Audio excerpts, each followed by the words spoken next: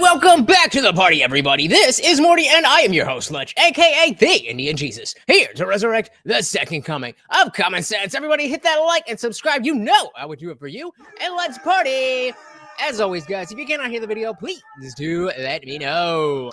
Welcome to Debate Night, everybody. My name is Charlie Kirk. Tonight's guest is a self-proclaimed democratic socialist, a philosophy professor at Georgia State University, Perimeter College, and an adjunct professor at Rutgers University. He's a columnist for the Jacobin magazine and has written 4 books, including his most recent, Christopher Hitchens, What He Got Right, How He Went Wrong, and Why He Still Matters. In addition to all of that, he hosts the podcast, Give Them an Argument, which you can find on his Patreon, Spotify, Apple Podcasts, and YouTube. Please join me in welcoming Professor Ben Burgis to debate. All right, let's do this. A little bit different opening. I feel like if we jump right in, maybe we'll get some more people to stick around.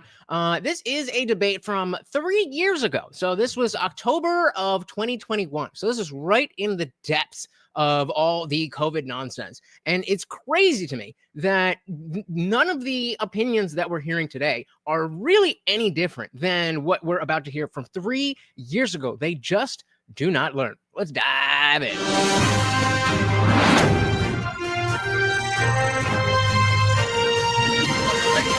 With Charlie Kirk. We should do this more. Hey, everybody. Welcome to this episode of Debate Night. With us tonight is Ben, or Dr. Burgis, or Ben Burgis, however you want to say it. We're going to be debating, and we'll see where it leads us, Democrat socialism versus conservative populism. Super thrilled that Ben is here tonight to have this discussion. It'll start with some opening statements, and then we'll take it from there. The 2 minutes is yours, Dr. Burgis. Thank you. So from what I've seen before, this guy is not quite a destiny orbiter, but he's in the same kind of the same political lane as Destiny. And then of course we know Charlie Kirk here. But Ben is a professor at Rutgers and self-proclaimed socialist. So let's see if he can defend his ideas. Spoiler alert, I don't think it's gonna happen. Thank you, Mr. Kirk, and thank you to Town Circle for setting this up. So I'm a democratic socialist because I don't think anybody deserves to have less power or a dramatically worse life because of factors that are outside of their control. Oh, so utopia. We should just all get utopia because reasons. So that's the first part. That's the philosophical basis.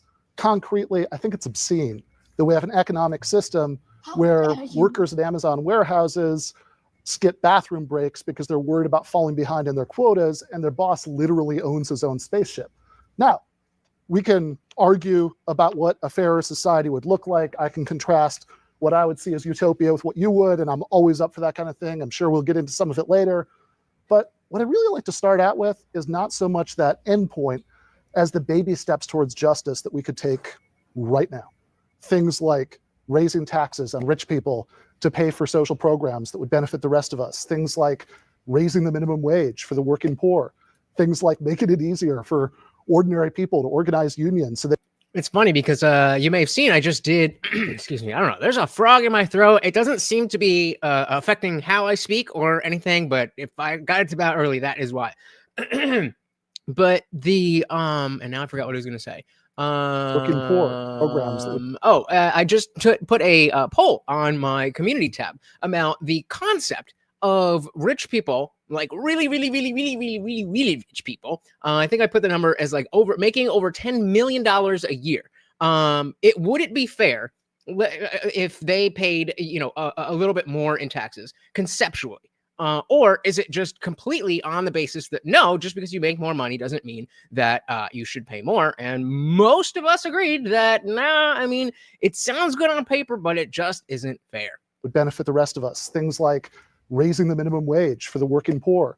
Things like making it easier for ordinary people to organize unions so they can have at least a little bit of a say at what happens in the workplaces where they spend half their waking lives.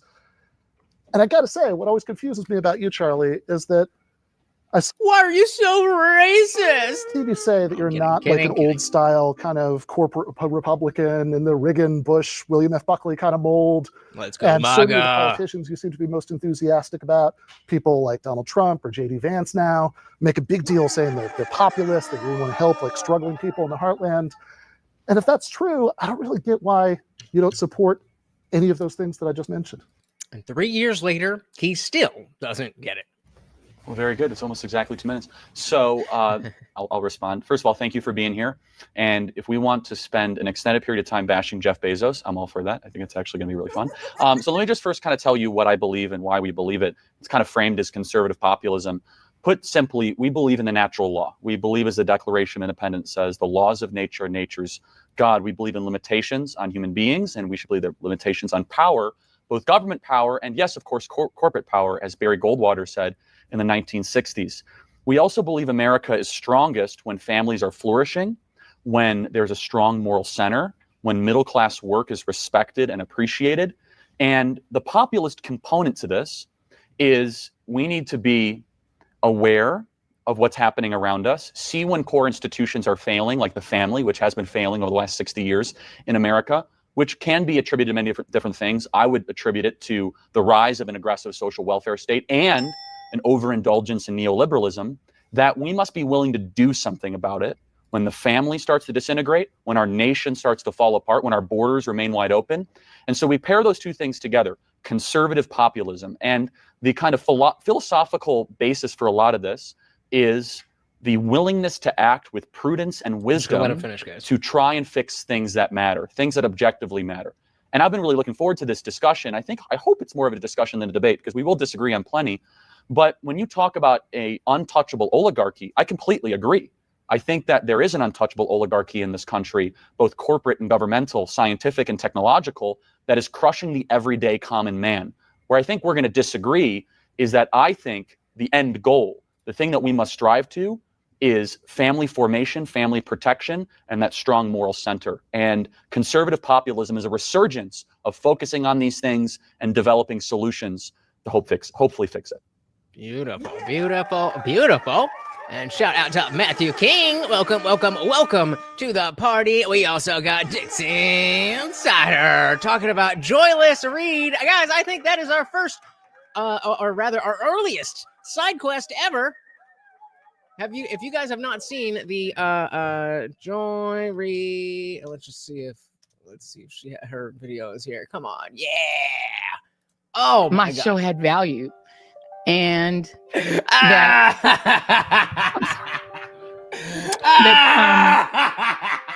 what I was doing had value. And in the end, I'm sorry, I try not to cry on TV, and I take this I like being on TV. So I apologize. And then it now, wrong way. Now you are just like every other drama dumping bitch in the world. Welcome to the party, guys. Very, very, very good to see you. Thank you for that side quest. We definitely needed it. If you haven't seen this, I am going to drop the link in the chat. It is beautiful and amazing, and something that 3 years ago, Ben could have never seen, because people like a joyless read over here were actually in charge of disseminating information. And again, especially as this was October 2021, where we knew all the BS was BS, and we knew that things should have at least be going back to normal. Yet there was an entire year before that. An entire year before we even started to go back to normal. This is what this guy is talking about. He said her tears are sweeter than Scott Tenorman's. Oh, good reference. Shout out to South Park. We got our boy King Nirvana in the building. Welcome to the party.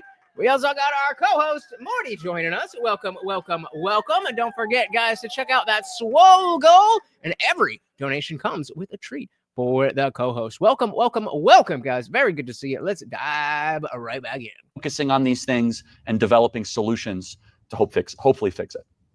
Yeah. All right. Well, I guess what I would say is when you talk about limited power, right? I get that. That makes sense to me. I think that absolutely, I think oftentimes actually people get the relationship between these things really wrong, and they'll think, well, the more you think that human nature is good and cooperative, the more you might think that a fairer society is possible. And see, this is the semantic obfuscation that we talk about all the time. So what Charlie just invoked was the notion that naturally humans will do better if they flourish in communities made up of families. Then Ben goes and says, well, just because it's natural doesn't mean it's good. You know, a tiger eating a gazelle is natural. That doesn't mean it's good. That's not what Charlie said. That's a complete straw man. And cooperative, the more you might think that a fairer society is possible, and the more you think that human nature is flawed and selfish and cruel, then the more you should think that, hey, we might as well just stick with free market capitalism. But I think the opposite is true. I think that the more you worry that given too much power over another, one person over another, that person is going to treat the other the way that Walmart treats its employees, the way that Harvey Weinstein treated aspiring actresses. The more you're worried about that, the more you should want power to be distributed as evenly as at all possible. And so we give it to Kamala Harris. How does that work? Shout out to G-Nice A-Balls. Welcome to the party. Very good to see you. Welcome. We are going a little bit back in time to check out Debate Night with Charlie Kirk and Ben Burgis. About that, the more you should want power to be distributed as evenly as at all possible. And that's really why I'm a democratic socialist, that I think whether you're talking about Russia under Stalin or Amazon under our mutual friend Jeff Bezos, Not a friend. Then anytime you have one person having way too much power over another, nice eyeballs. There you go. All right. It took me a second. Well, I mean, it took me more than a second. You gave it to me. Usually I figure those things out, but good one. I think that's the first time that it's been pretty obvious what the name is, and I didn't figure it out. So feather in your cap. Welcome. Nice eyeballs. Anytime you have one person having way too much power over another without democratic accountability, I think you're going to get really bad abuses. So I think that's helpful. Where I think we'll disagree, though, is the means of which we It does say A-balls, but can represent individual people against oppressors or people that have power. This is why I tend to defend markets. And I want to be very clear. Markets are a tool, something we set up to hopefully help human beings. There are externalities. There are jerks and dirtbags like Jeff Bezos that tend to con the system, not pay taxes, not treat their workers. And one of the reasons why this has become an emphasis, I think, of conservatives is we're willing to use prudence in a non-dogmatic way and say, wait a second, if we're trying to conserve something that is eternal and beautiful and true, is it a good thing that this kind of, let's just use Bezos again, $200 billion of net worth, while the average American family is struggling to pay off student loan debt or finance? Now imagine if you could take that objectivity and that lack of dogma and not shove religious dogma into it. Imagine how much better your political positions would be. Financial debt, where I think we're going to explore, I can't do this in the remaining 20 seconds I have, though, is true decentralization must happen in a way that is consistent with both reining in the administrative state and reining in the technological and corporate power sources in our country. And the ultimate form of decentralization is the family. Strong families, strong households. And again, he talked about the decentralization of tech. Back then, we knew, but we didn't really know how bad they were really in the pocket of the White House. All right. It's like, what do I say now? I guess when you talk about the family, sure, absolutely. If people, social institutions are making it harder to keep families together, that's a bad thing. I think that I would point to the financial pressures that people are often under as a huge source of problems within families, as a huge reason for relationships and marriages failing. And that's something that I think would be helped by doing things like changing labor laws to make it easier to organize unions so people would be getting better wages and have more job stability, less of. Or you could just let the market do it on its own. What employers like to call, flexibility, and everybody else calls precarity. And so that might be one place to start exploring this is, maybe you'll surprise me here, right? But I do not think we disagree. We agree on that. So, yeah, am I good to respond? Yeah, okay, go for good. it. I just didn't want to take any of your time. No, please. So, I'd love to jump forward to today and see if Charlie was kind of using the Jeff Bezos hate as just like an in common ground. Not that anybody loves Jeff Bezos, but I don't think it really falls in line with where Charlie Kirk is today to be like, oh yeah, billionaire bad. I mean, maybe there's more to his position specifically on Jeff Bezos, but I'd be interested to ask him. I want to get into the union argument. I want to get into the minimum wage argument. I want to get into the healthcare argument. And I'm glad for you to say, and I really want to zero in on this, that family formation is a good thing, because that is something that is debated amongst some Democrat socialist circles. And once we kind of get into the back and forth, I want to ask you about that, because certain activist organizations tend to disagree. Some activist organizations will call the family oppressive, patriarchal, where I believe the family is beautiful and the ultimate social bedrock institution. And every single statistic shows that when families are flourishing, divorce rates remain low, which they aren't currently, that crime goes down and literacy goes up and communities flourish. And I think one thing we can agree on, and you said it a little bit differently than I would, I think it's wrong when corporations are making families choose between spending another 10 hours at some soulless job or spending a weekend with your kids. I think the priority should be through our public policy, and our laws should always be toward the development of children and families getting stronger. So you can already see where they agree on kind of the end goal, that we need stronger families, stronger community. But Ben wants the government to force that, and it just doesn't work that way. Whereas Charlie is more about allowing that to flourish by letting the markets, the laws, whatever else, be in position so that people naturally are incentivized to want to do that on their own. Well, I think that if you want to have a traditional family, absolutely, you should be able to do that. You talked about activist organizations. I think that I would point to, like, the Working Families Party in New York, for example, as an activist organization that clearly has no problem with families. Of course. Okay, but what do they do, and what have they accomplished? How much money do they take? You're just throwing names around. If you want to live some other way, that's great, true. I think in a pluralistic society, I think everybody should be able to strive for their vision of the good life, and everybody should be free to live in the way that they want to be free. And I think that this is one of the biggest problems.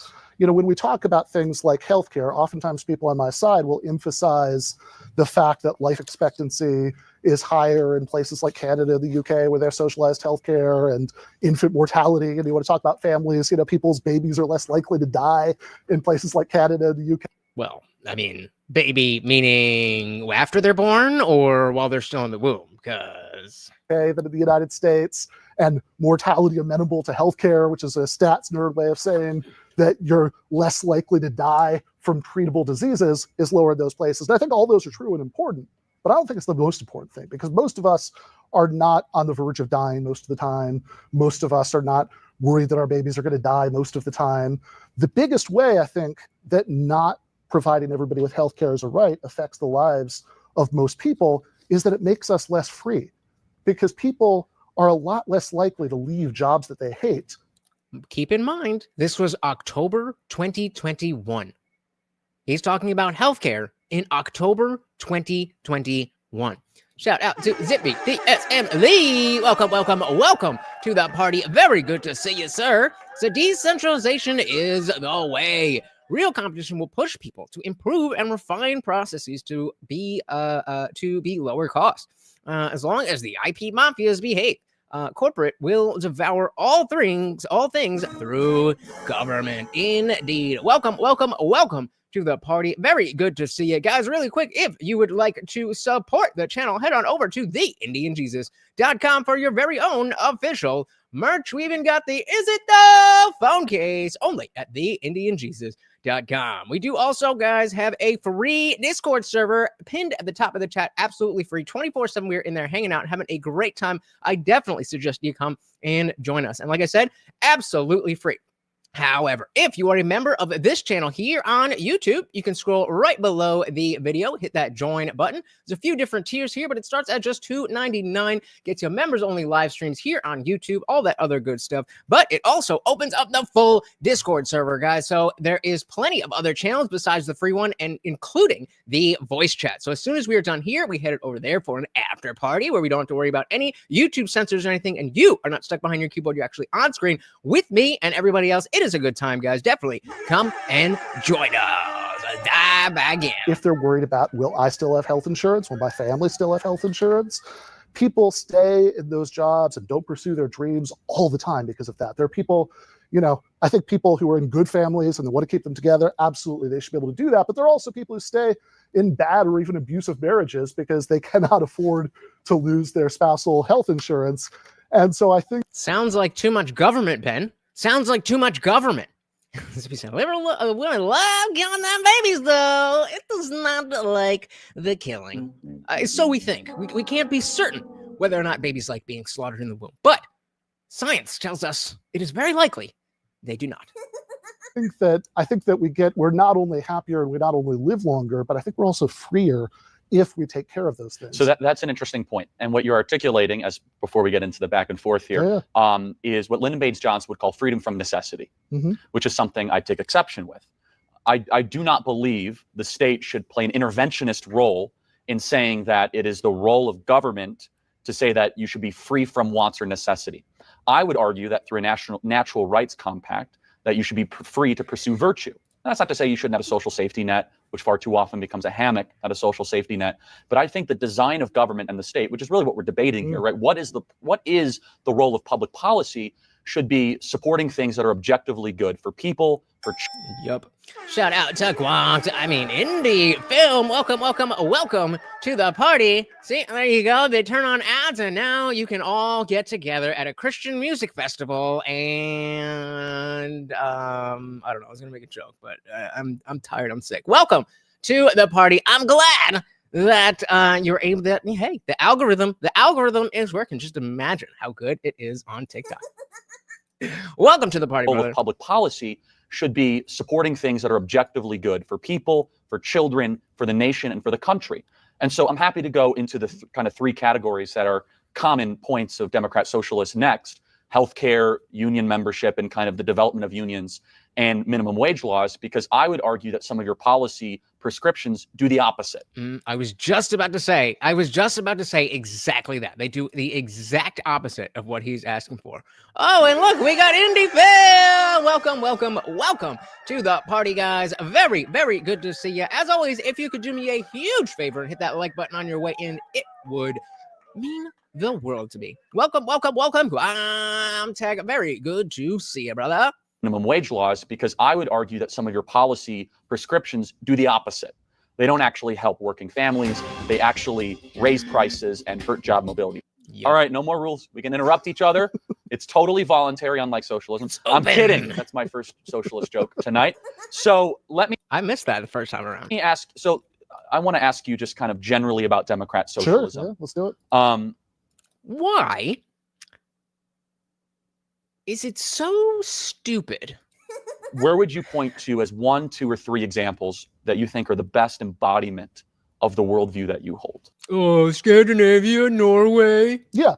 So I think that all of the things that I want, I do not think exist together right now in the world. But okay, and that's one thing that I think people kind of put too much emphasis on. That just because I don't have the answer as to why, as to what the complete solution is, doesn't mean that I can't say your solution is wrong. I need to be able to articulate why your solution is wrong. But me having the complete solution is not necessary. Now, I don't think that there is a great solution with socialism, but just as a general thing, if I say the answer to A is X, and you say I don't think, I'm pretty sure it's not. And then you say, well, okay, if it's not X, then what is it? Just because I don't know doesn't mean that it's X. Or like when you were a kid, let's say some weird thing happened and your mom thought you broke a vase or something. And you legit, like it was an accident, something that you had nothing to do with. You legit don't know what happened. And your mom comes to you, did you break the vase? Like, no, I didn't break it. Okay, well then who did? How the fuck am I supposed to know? I didn't break it. Same kind of thing. So again, I don't think socialism or communism works, but I'm just saying, let's not take the win just because he doesn't have an answer. I was a communist college professor. Yep. Just college professor will do. Well, technically he's a democratic socialist. Let's be accurate here. Zippy said Scandinavia is hyper-capitalistic. I don't think that's going to stop him from mentioning it, though. Have you ever met a socialist that doesn't bring up Scandinavia? I could not be a Bernie bro when I was a Bernie bro without bringing up Scandinavia. So I'm going to place my bet that he's going to bring up Scandinavia.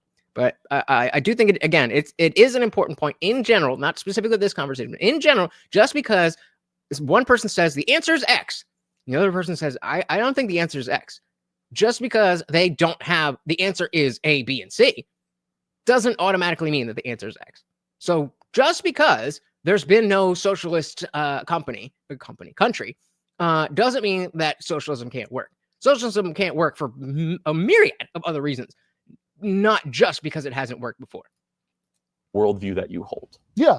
So I think that that all of the things that I want, I do not think exist together right now in the world. But if you want to talk about places where a lot of the policy goals that I'd support, have been implemented, I certainly don't think they're fully socialist societies by any stretch of the imagination, but I think a lot of it has been implemented. I would talk about, the places you'd expect me to talk about, your Swedens, your Finlands, your Denmarks, your Norways. Now, these are complicated societies. I told you. What did I tell you? Didn't I tell you? Because I told you. And when did I tell you? A long time ago. Societies that, there are right-wing parties win elections sometimes too, and they do things that I don't like. But I think that these are places, broadly speaking, where a lot has been done to take certain things, like healthcare, for example, outside of the market, so that people have that kind of freedom that I'm talking about. That they're not tied to jobs that they hate because they're worried that that they and their families' basic needs aren't going to be taken care of if they don't stay in that subservient relationship. And you talked earlier, but that's kind of what a job is. Some jobs are going to be better. Some management is going to be better. Some companies are going to be run better. But does anybody really love going to work unless you really have carved out? If you just have a normal corporate job, does anybody really love that? And that's where, again, it's not a debate winner to ask okay, well, what is the alternative? That's not a debate winner, but it certainly is a relevant question. About how you want the state to support things that are objectively good. Yes. It seems to me that living longer is objectively good. Yes. Having lower infant mortality is objectively good. And I would also say that having greater freedom to live your life how you want and not being tied. Again, remember, they are currently locked down. They're not following the 6 feet rule. To a particular job, I think that's also objective. So job mobility is interesting. I want to get into that. So I'm not stunned you mentioned the Scandinavian countries. Sure, yes. Exactly. Anyone else? Oh, cool. So I guess there's no garbage man or dudes at work on underwater welding or people that pick up crap and clean. Exactly. Exactly. We all just get to do fun stuff. We just get to write poems on my farm. What do you mean your farm? So he says, do you not understand how jobs and work operate? Comrade, if we are entitled to your labor, we are slaves. Well, kind of seems like that's what the socialists and communists and leftists want of us. No? I mean, that's where they'll and that's where we'll end up following Job them. mobility is interesting. I want to get into that. So I'm not stunned you mentioned the Scandinavian countries. Sure, yes. So Denmark doesn't have a minimum wage. Well, but you got to do the other half of that. That they don't have a minimum wage, but they have vastly more favorable terrain for unions than the United States does, and so a lot of the wage floor is enforced that way. It's still not just they get whatever the market says they get. But no government mandated minimum wage. What I find interesting, and there are some aspects of the Scandinavian countries appeal to me. Sure. According to the World Economic Freedom Index, every country outside of Norway is more economically free than the United States. And so is that something that would interest you? If economic freedom is the definition of your view, then I would change the Bernie Sanders shirt. I think that what I mean by economic freedom and what they mean by economic freedom are going to be very different. I think oftentimes if you look at the methodology of those lists, it's very unclear. You'll get the Cato Institute or whoever in some cases will do these lists where they rank places by freedom. And it's the things that they get points for, the things they don't get points for. Abortion doesn't matter. Whether you can have raw milk matters, I think are at least unclear to me. But so the sources are kind of depending on your feels, right? If you care more about the things that they care more about, then you're probably going to be more aligned. But as Charlie's bringing up, that doesn't really tell us the full story. As I always say, these people source, well, this source and that expert and the science says, it doesn't tell the full story. People live outside of the numbers. And of course, the numbers and scientific study is important, but you can't base your entire worldview on how to live your life or how to drive society on the numbers. I think this is the bigger philosophical thing, Sure. though, right? Like, let's just do this rather than getting into the nitty gritty about the list. I think that what those guys mean by economic freedom is how much business owners are free to conduct their business however they want, without interference by the state. What I would mean by freedom in an economic context is the right of ordinary people to live the kinds of lives that they want to live and not be under the thumb to the extent that people are in the United States of whatever some corporation, wants to make them do. Right. And so again, not a debate winner, but what is the alternative? There are things to be done that people don't want to do. What do you do about that? As we said, I almost want to say classical socialism is half right. In a way, it tries to be more decentralized. The problem is they are seeing stem from hard centralization, and yet want to use hard centralization to fix hard centralization. Fighting fire with fire, right? Not quite. Of whatever some corporation, wants to make them do. Right. And so just to clarify this, though, about some of the Scandinavian countries, they went through massive deregulation in the 1980s, right? Many of these Scandinavian countries did, including Denmark. Denmark has actually come out and has said, stop calling us socialist. We are not socialist. You've seen that quote. Well, I have seen it, but I would like to say something about this.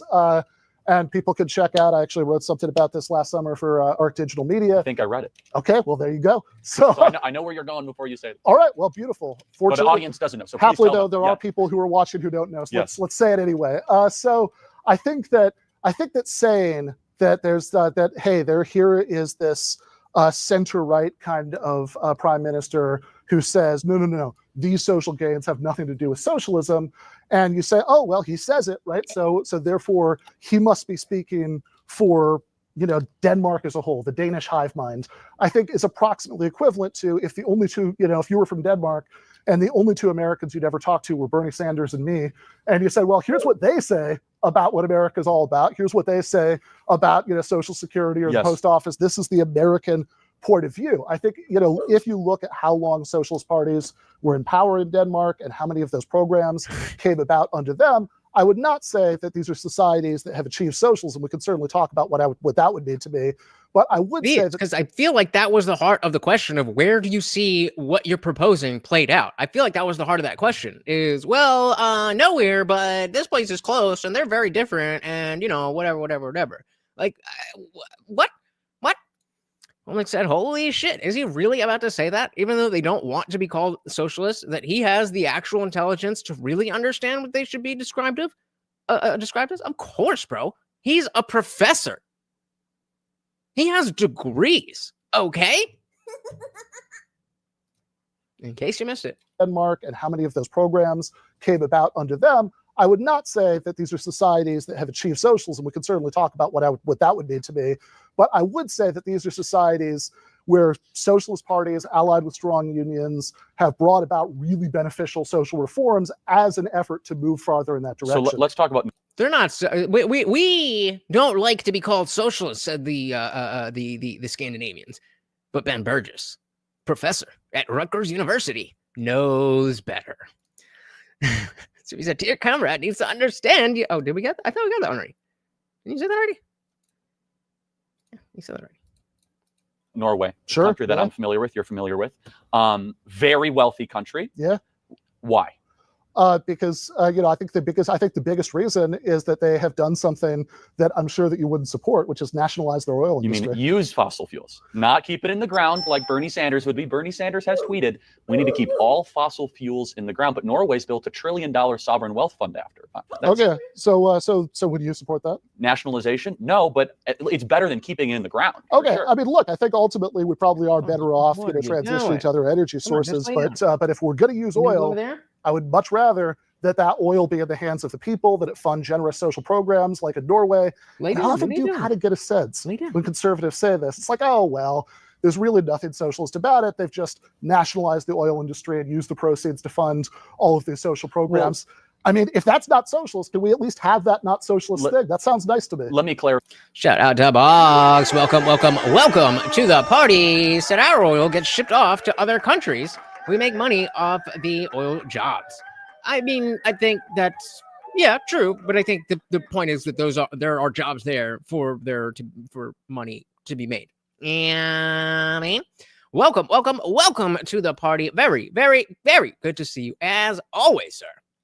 I mean, if that's not socialist, can we at least have that not socialist thing? That sounds nice to me. Let me clarify, is that if there is wealth to be redistributed, there must be wealth to be redistributed. Sure. And Norway has the advantage of having. And this is very relevant with Doge coming up and people trying to play the Uno reverse. Oh, now you like checks from the government when they're talking about using the money from Doge and giving people stimulus checks. But it's like, that's money they already took from us.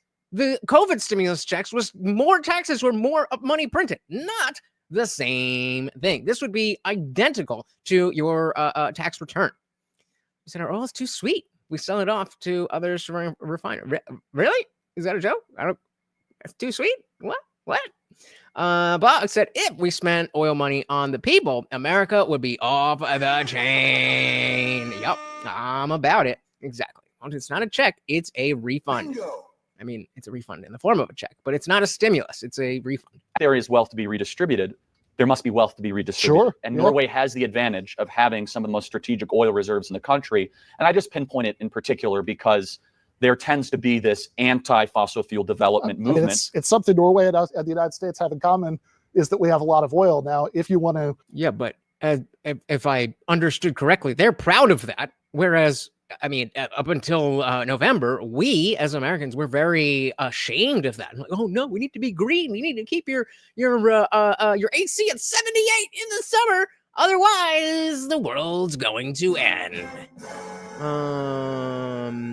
Harder to refine. There you go. So they're giving you your money back after they knew how much you had to pay to begin with. Which is why it's such bullshit, which is also why I do not understand where the ire from the left about President Elon Musk is coming from. Sure, I definitely want to be watching very closely at what he does, where that money is, what is he auditing, what is he cutting, all of that stuff.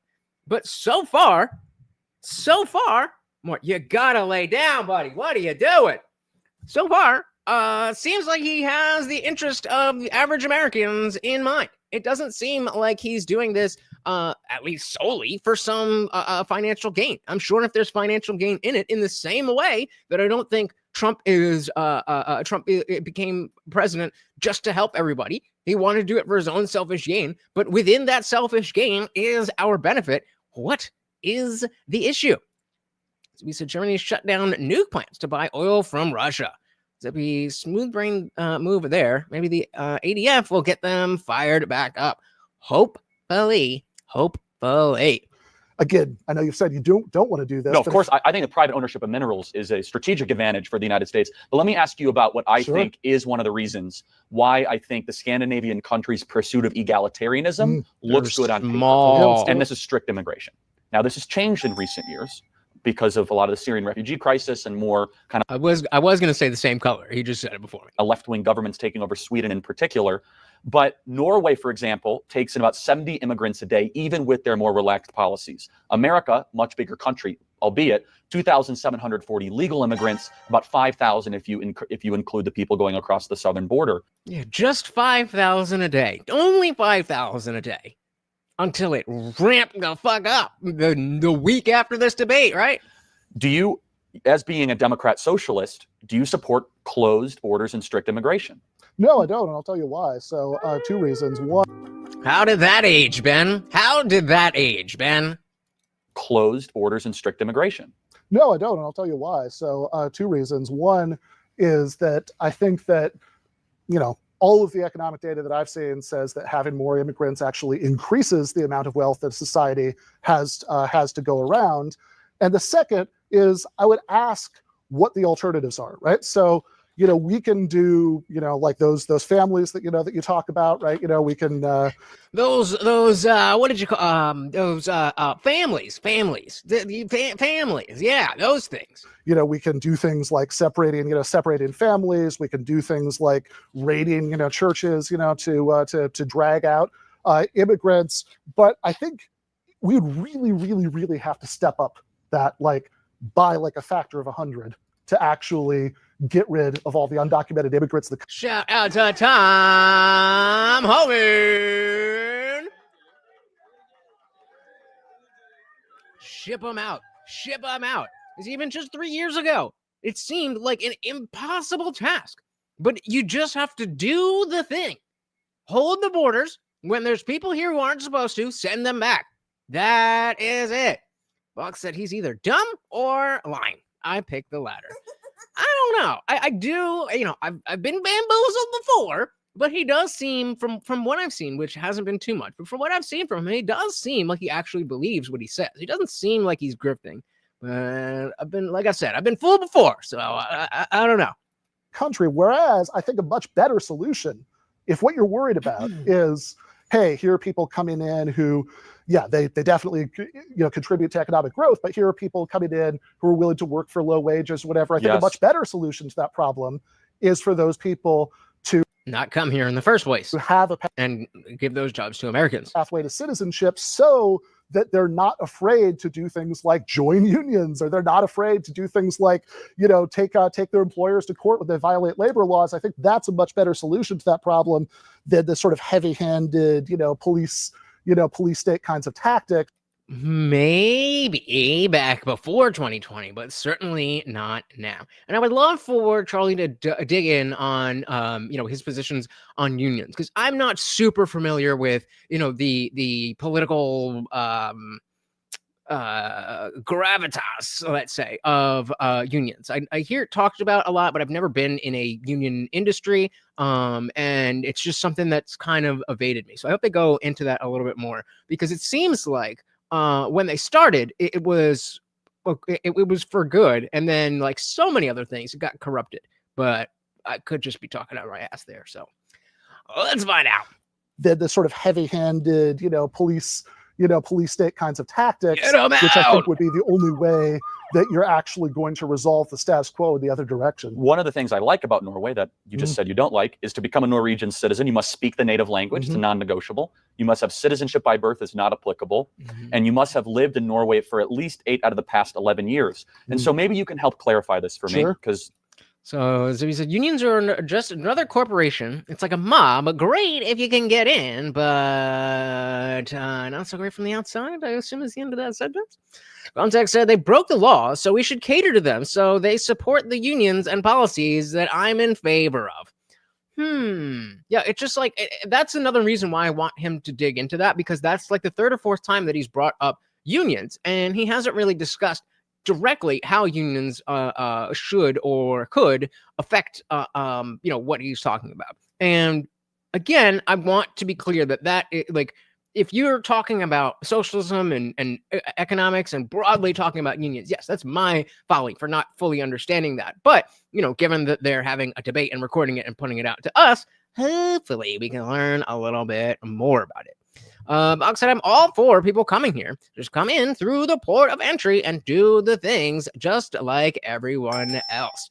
Just like Mama and Papa Lutch giving me an amazing life here in America by coming in the right way. Fox said I am pro birthright citizenship. I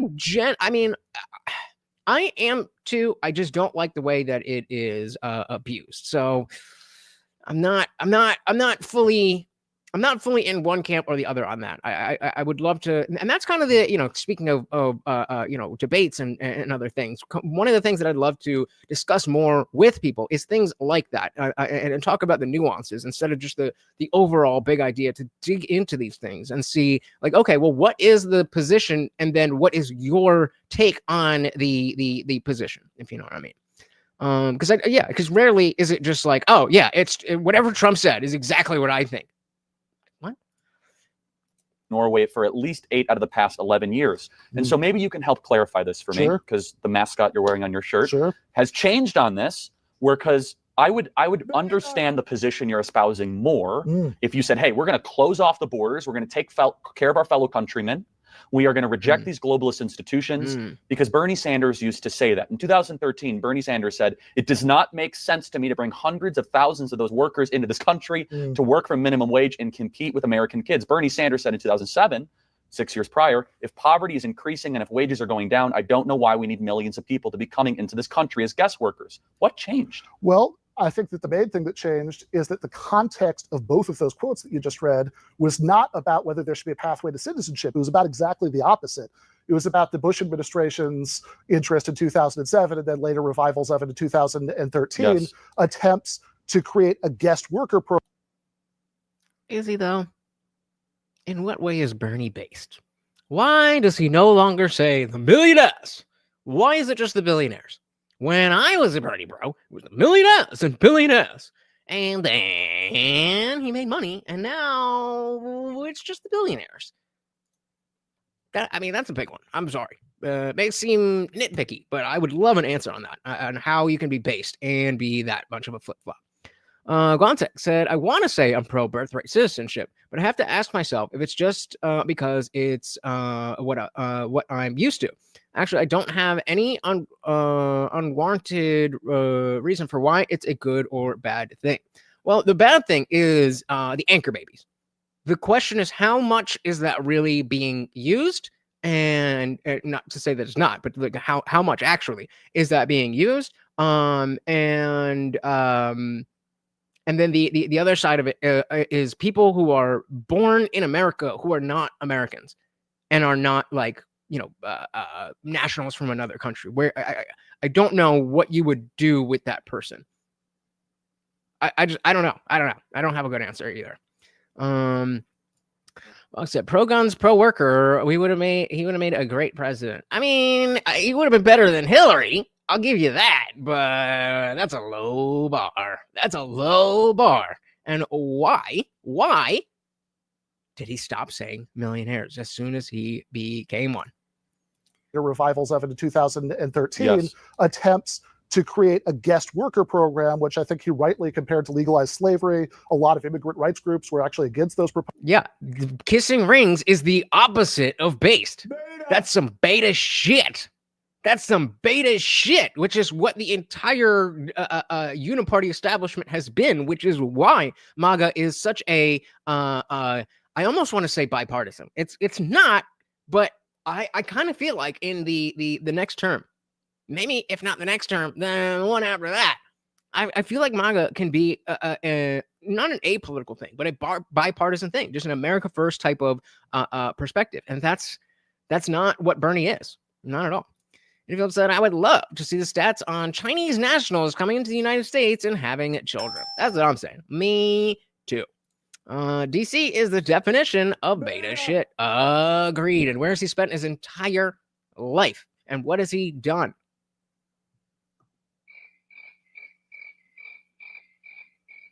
Not based. Shout out to Division Plus. Welcome to the party. Said Alex O'Connor, changing my mindset on many things. Well, I don't know how he wouldn't. Very, very smart dude. Very upset that I didn't get to hang out with him at DebateCon.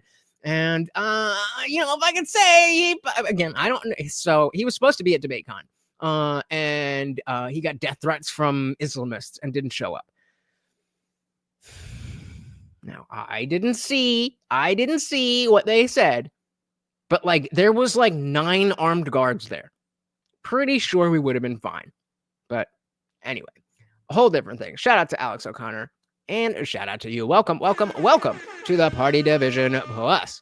Context is it's only partisan by today's standards, aka brainwashing. Yep. I think we're right there. Well, I would have. It already happened, and he didn't go. But I definitely, next time I see him, will shout you out. Bach said also, JLP has a woman walk off his show a few days ago. Worth Wrath after this show, well, head to the after party and we can definitely check that out. That is exactly what I said. That's what I said. And then on the shout out to Atheists for Liberty, but all the Atheists for well, he's not that rich that he could have like Secret Service phone. I didn't say all the time. It's one day in New Jersey. It's one day in New Jersey. And there already were armed guards there. I don't know. Just saying. I didn't see the threat, so maybe it was legitimate. Maybe it was somebody who was like maybe somebody took a picture of his house or sent him a screenshot of his plane ticket or his hotel or something. If it was something like that, then like all right. I mean I get it, but the other discussion with that, was like, look, God, dude, this is what you do. You're an atheist debater. Islamists are going to hate you. Christians are not going to like you. At what point are you just going to have to say either, well, I can't do this anymore. It's too dangerous. Or are you going to, well, this is what I do. This is occupational hazard that people want to blow me the fuck up. Easy for me to say sitting here, but I don't think I'm wrong. Anyway, let's dive back in here. Which I think he rightly compared to legalized slavery. A lot of what? Interest in 2007 and then later revivals of it in 2013, attempts to create a guest worker program, which I think he rightly compared to legalized slavery. A lot of immigrant rights groups were actually against those proposals for the same reasons, because those are things that instead of giving people the rights of Americans so that they aren't afraid. I was going to say they need to be fucking charging double. Like, you could be a Christian and just walk around and nobody gives a shit. This man is having death threats just by being alive. Just by being alive, but not thinking the same thing that they do. So the privilege of the magical thinking.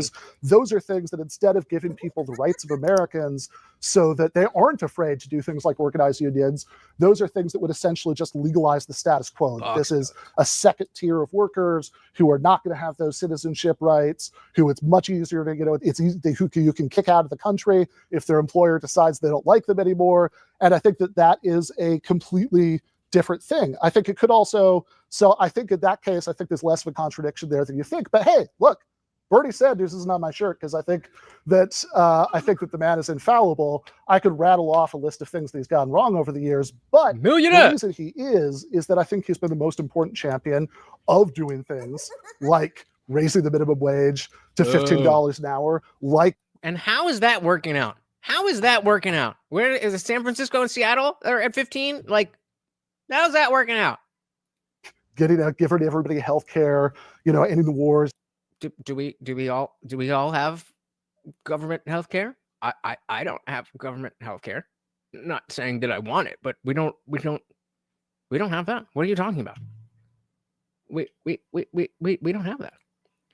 $10 an hour, like giving everybody health care, ending the wars, etc. That would actually What wars did he end? What wars did he end?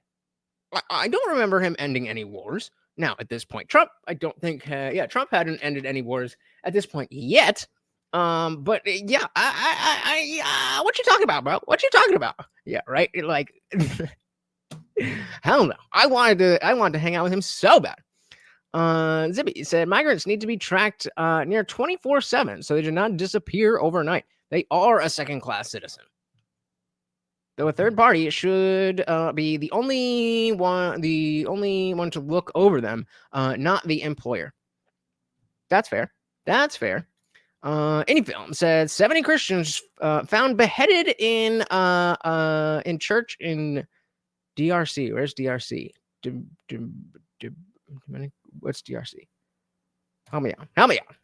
Giving everybody health care, ending the wars, etc. That would actually really materially benefit the majority of the population. And I guess I really struggle when I hear, conservatives being interested in But this wasn't America, right?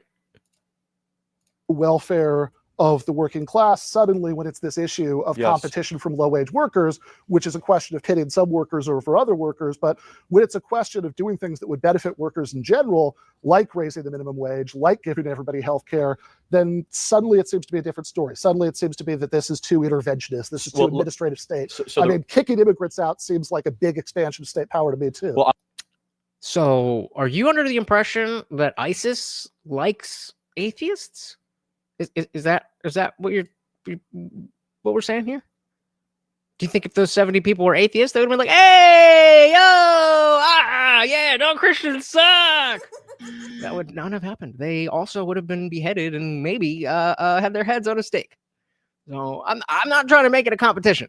I'm just saying it is definitely not true that in America, security for atheists should be less expensive.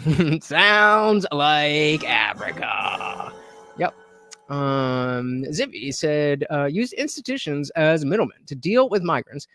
They train them. They keep track of them. They get a cut of the pay, but they can move the worker wherever the work is and send them back, etc. Sounds good. This requires us to trust the institutions.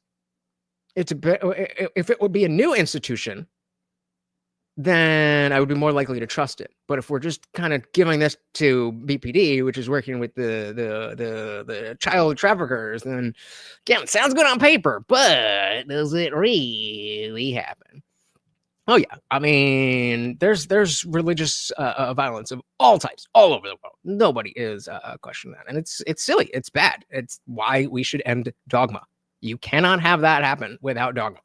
To administrative state. I mean, kicking immigrants out seems like a big expansion of state power to me too. Well, I want a small yet strong government, strong in what it does, and foreign citizens, not foreign citizens, sure, or illegals in the country should be deported, should be taken out. And I think there's a cultural aspect to it. It's deep down you agree with, and that's what Norway gets right. They realize if you don't speak the language, you don't have a shared culture, then there's something that all of a sudden makes it less like a nation and more like a colony or more like a temporary place for corporations to make money.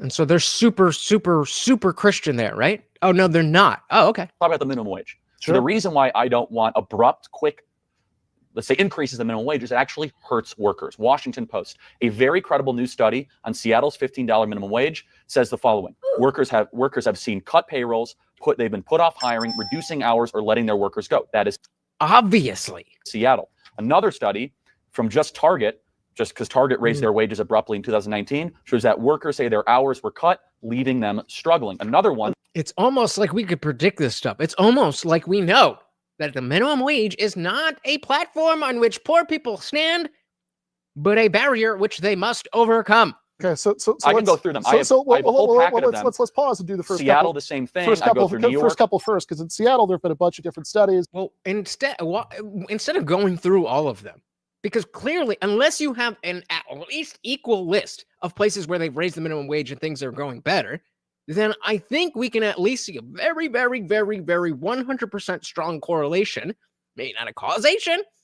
I may not jump the gun, but thanks with that whole packet, unless you have the numbers or the places to refute that, then it seems like the 100% correlation is you raise the minimum wage and shit goes down.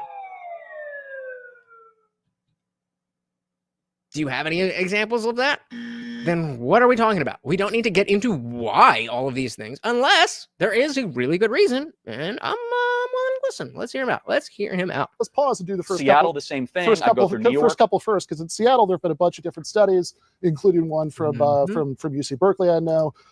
Well, I mean, luckily at the higher levels, like when my dad came here. He didn't just like go up to a hospital and be like, hey, can I work? There was, pathways and systems, and I don't know the exact details, but it was a program of some sort. So it wasn't just like you're in and go do whatever. But I don't know how wide that actually is. Bob said, I don't like minimum wage, but I also don't like unlimited growth. Both are untenable. Unlimited growth in terms of what? So the minimum wage is a game corporations abuse and used to kill market competition. Yep. Vontae said this man reads his beliefs off studies and not real world examples. Bingo. Sounds like a lefty. Yep.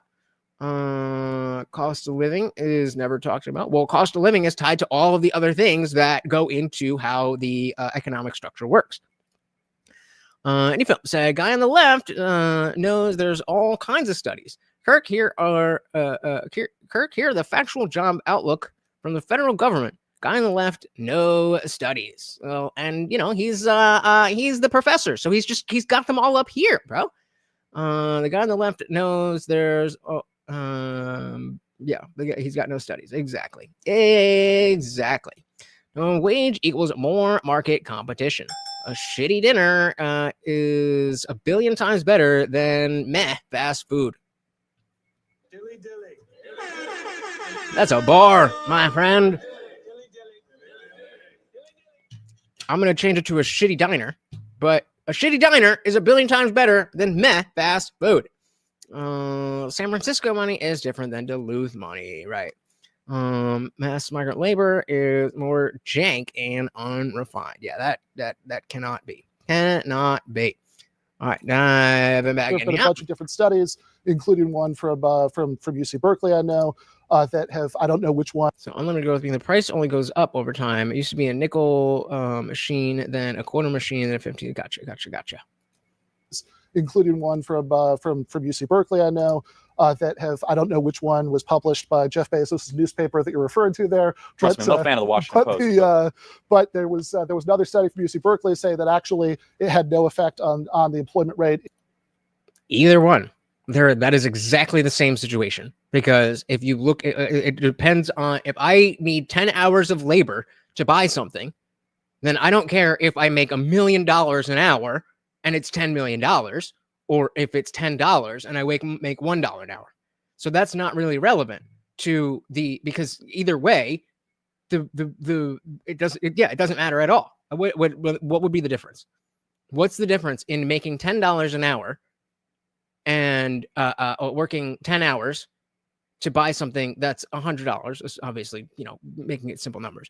But let's say you work 10 hours to buy something. Why does it matter if you're making more money and you have enough more money to buy the more expensive thing, or if you get paid less and the thing costs less? What's the difference there on an individual level? Because you said you. So if you societally, there might be a huge difference. But me, absolutely the same. 10 hours of work is 10 hours of work. Any film said government interjection into anything destroys it. People are complaining about healthcare right now, when I seem to recall there was a thing called Obamacare that spent shit tons of money. Yep. I had Obamacare for like 2 months. And then I was like, well, the penalty, I can't afford the penalty or the healthcare. And I'm like, what? I was like 20 something years old. I was like, I may as well just risk. Bro, come on, man. I'm in the middle of the show. I know you're hungry. Maybe if you sit there and look cute, then they will give us money because they want to see you eat. But I can't I can just be me. So let's see. All right. Quantek said the professor is a prime example of why wars aren't won by mathematicians. Theory and studies do not compare to the real world examples. Exactly. Buck said in Soviet Russia, if I'd seen that, I would have had a joke ready. Soviet Russia, they had to haul wheelbarrows of cash to Pat for bread. Right, but that could still be the case. That could still be the case, working as we normally are, if if money is low. Like, that doesn't change things unless do you know what I mean? If you need 10 hours of labor to afford the thing, then why does it matter if it costs more or if you make more? What is the difference? That's what I'm asking. So commonly, guys, I ask you guys direct questions. You ask me questions, I pull them up and I answer. I ask you questions and you just pretend, he didn't say that. Shout out to Tech starting us off with that swole goal. Make sure you check it at the top of the chat. Thank you. Said, sit down, Morty. You gotta lay down. Stop being a little bitch. There you go. There you go. Thank you. Thank you. Thank you. And I was gonna say we have a new sponsor, but Indie Phil beat you to the punch. Said, calm down, Morty, you peanut butter fiend. Peanut butter fiend he is. Thank you, thank you, thank you so very, very much, guys. Very much appreciated. Of course, that makes you the new sponsor of the stream. That's 2 out of 10, guys. $2 or more, 2 out of 10, 8 more, and I'm on the floor. Bulk me up. Thank you, thank you, thank you so very, very much. Let's dive right back in here. Jeff Bezos' newspaper that you're referring to there. Trust me, I'm no fan of the Washington Post. But there was another study from UC Berkeley saying that actually it had no effect on the employment rate in the restaurant industry, and it achieved its goals. I know if you look at the Congressional Budget Office, which oftentimes people with your position love to cite, they said that if you raise the minimum wage to $15 an hour, and by the way, I thought it was interesting you said abrupt, because I'm interested in how whether you'd be okay with it if you did it slowly. I think moderately kept up with inflation, done prudently, especially as we're about to have a period of massive. Again, Box, don't disagree. The question was, what is the difference? If something costs 10 hours of my labor, this is a direct question to you, to Box. Let's take everything off the screen. If something costs 10 hours of my labor, why does it matter if I get more for the labor or if the item costs less? What is the difference? You are feeling like, ooh, wow, $100 bill. It's not an answer to that question. Division Plus said, my cousin, he's an illegal immigrant that already went to jail 3 times. Recently got into jail. Thanks, Trump admin. He's getting deported. Well, I mean, I don't want to celebrate your family getting deported, but like, it is what it is, man. Don't go to jail 3 times in a country you don't belong in. I don't know, man. I don't know. During the Biden administration, he got released 2 times. And again, I mean, I don't want to be talking shit on your family, but like, we got laws for a reason. Shout out to Boss with the $2 make you holla. Said, take your hat off, boy. That's a $1 bill.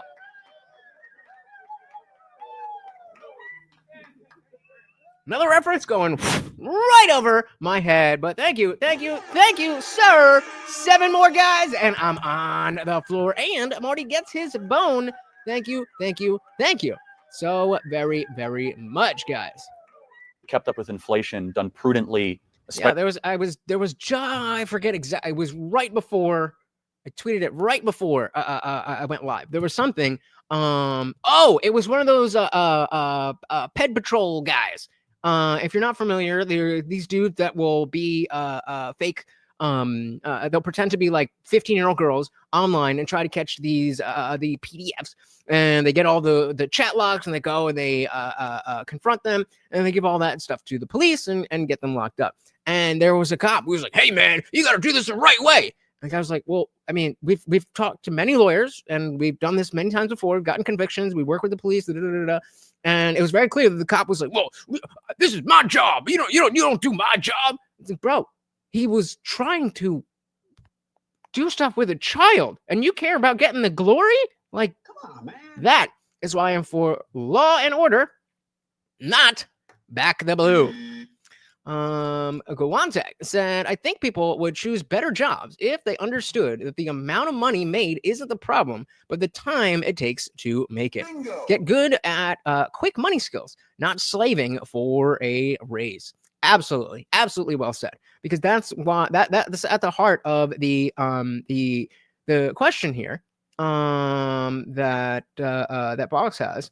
Would you rather make more money or have things cost less? That's what fiat currency means. Like, it literally is exactly the same. It's however much time I have to work to get the thing I want. So if I need to work 1,000,000 hours to buy a house, then it doesn't matter if I make $1 million an hour, if I still need to work 1,000,000 hours to get that house, or it doesn't matter if that house is only $1, if I still have to work 1,000,000 hours to get the dollar. It's the same amount of work. Either way. Anyone says minimum wage goes up and minimum wage workers make money, products involved with the minimum wage go up in cost. But everybody that may be making $1 over minimum wage did not get a raise, and their costs go up. So everybody's costs go up, but only the minimum low-skilled workers get more money. How does that make sense? How does that make sense?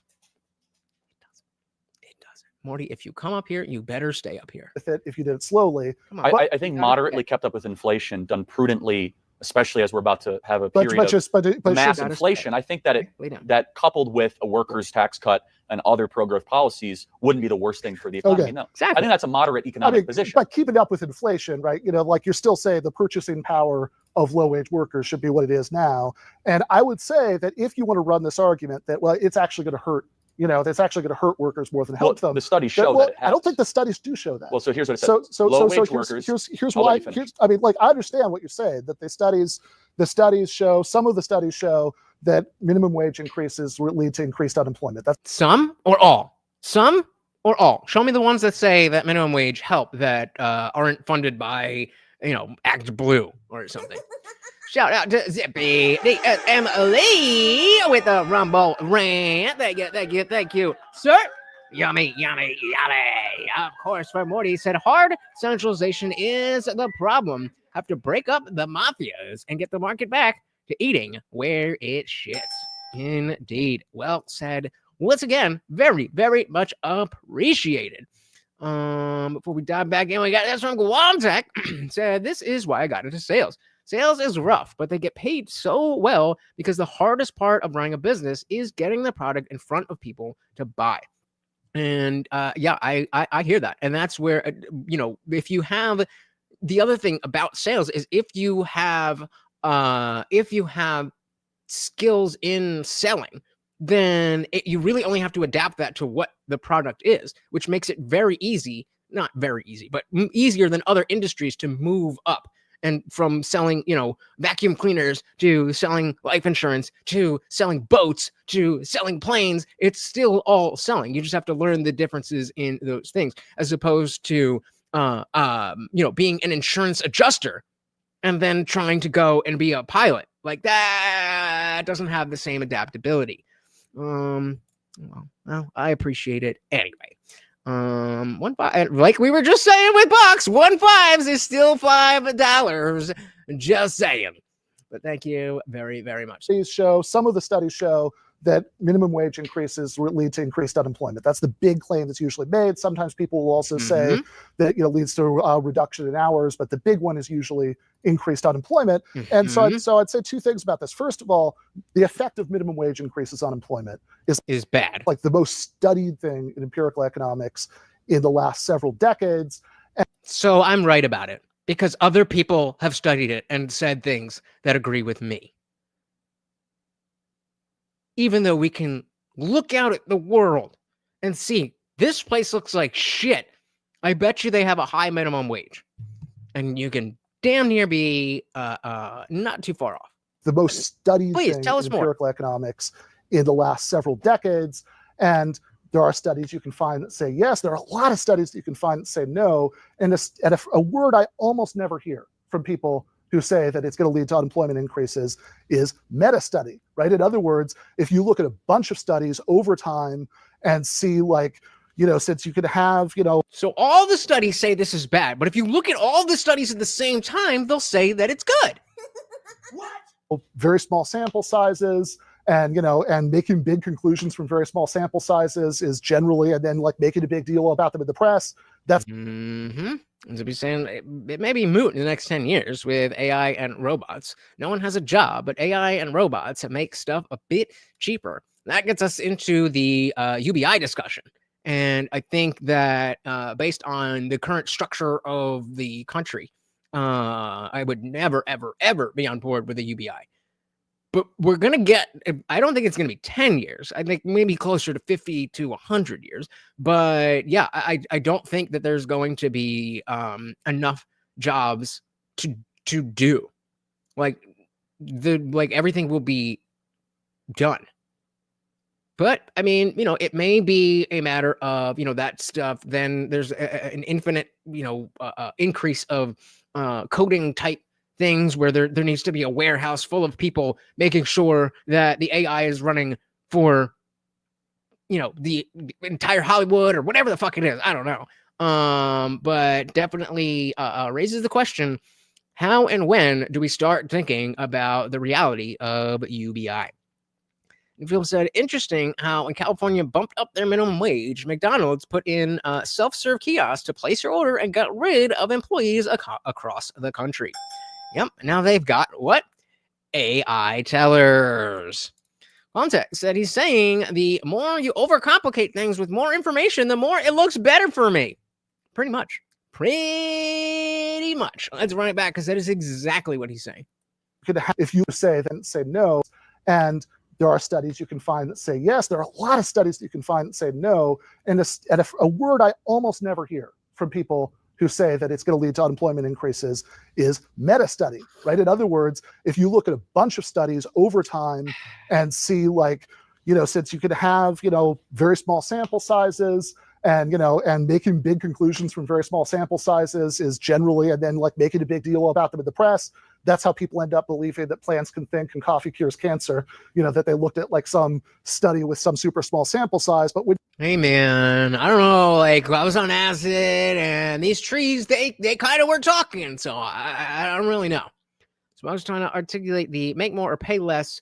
As less dollar bills in circulation, the better off we are, regardless of how we break it up. We need to increase the spending power. So you're saying that regardless of how we break it up, regardless of how we break up the money,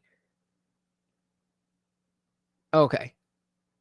Because I was going to say, so like, then we just need, $1 million bill and then we'll all be fine. But you're saying regardless of how we do break it up, we need to increase spending power. But what is the, how then do you increase spending power without lowering, without giving people more of that power? That's what I'm not understanding here. Zippy said, one job that's never gone down or away in the last 30 years, maintenance and construction. Until AI until AI can do that task, maintenance jobs will grow. Agreed. I bet he also believes he's going to get rich off index. Hey, maybe he will. Spending power equals less $100 bills in circulation. But money's all digital now. So, like, let's say we burn all of the $100 bills. How does that change anything?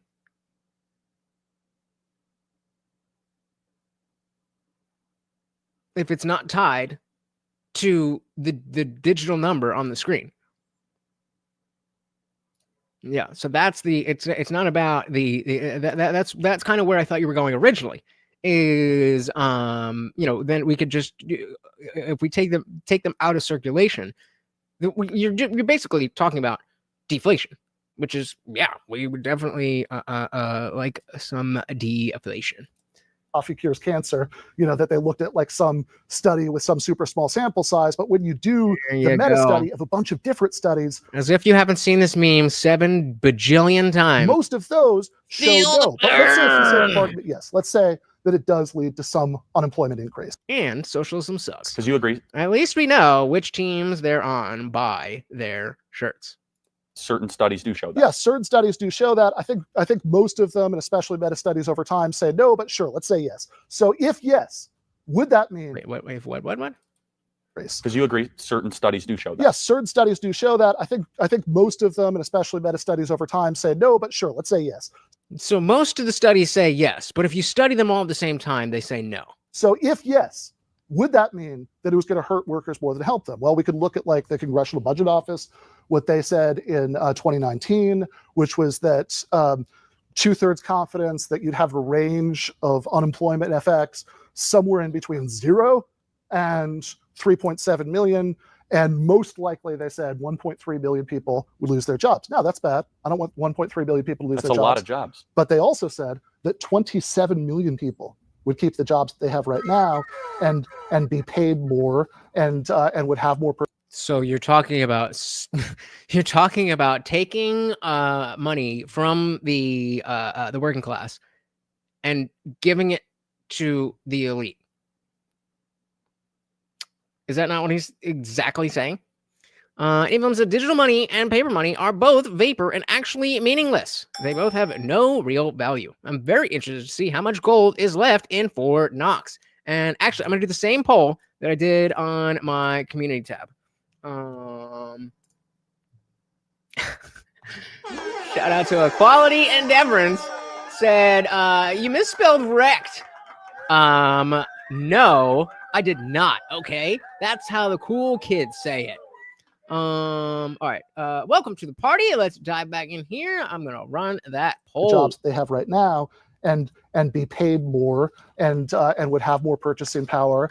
And so we say, okay, we have 27 million people who are being lifted out of poverty by this. We have 1.3 billion people out of jobs. Now, even if there was nothing that you could do about that, I'd still say that treating this as a knockdown, well, this is going to help poor people, working poor people, more than it's hurt them, more that's going to help them, I don't think makes sense. But also, I don't think we have to accept that those 1.3 billion people, if that's the true estimate, have to be permanently out of a job. We could have public works programs that could employ those 1.3 million people, give them dignified, unionized public sector jobs. And if you don't think that there's plenty of work for those 1.3 million people to do in terms of federal public works, trust me, I could give you a long list of things they could be doing. Let me build out the study, and then I want to ask you a question. Sure. So low-wage workers on average now clock 9% fewer hours, earn $125 less each month. That's Seattle. There's another one, New York City business. These damn characters. To struggle to keep up after a minimum wage increase. Would you support eliminating the FICA contribution for workers? That's a 7% tax on wages before we even talked about raising the minimum wage. Well, I'd like to talk about raising the minimum wage with no preconditions. But why not the workers' tax cut? That's what I always don't understand, because we tax workers at 7%. Mm-hmm. Okay, I'm gonna have to go back on that, but you guys hit the poll there. No equality. Apparently, you're never gonna be as cool as me. Where we at? No, where we at? No. Glumtech said indexes protect your money, not grow it, really. It looks good until you factor in inflation. Your 20% returns actually end up being 5% with inflation. Well, I mean, if you got buku bucks, then 5% is bank. That's the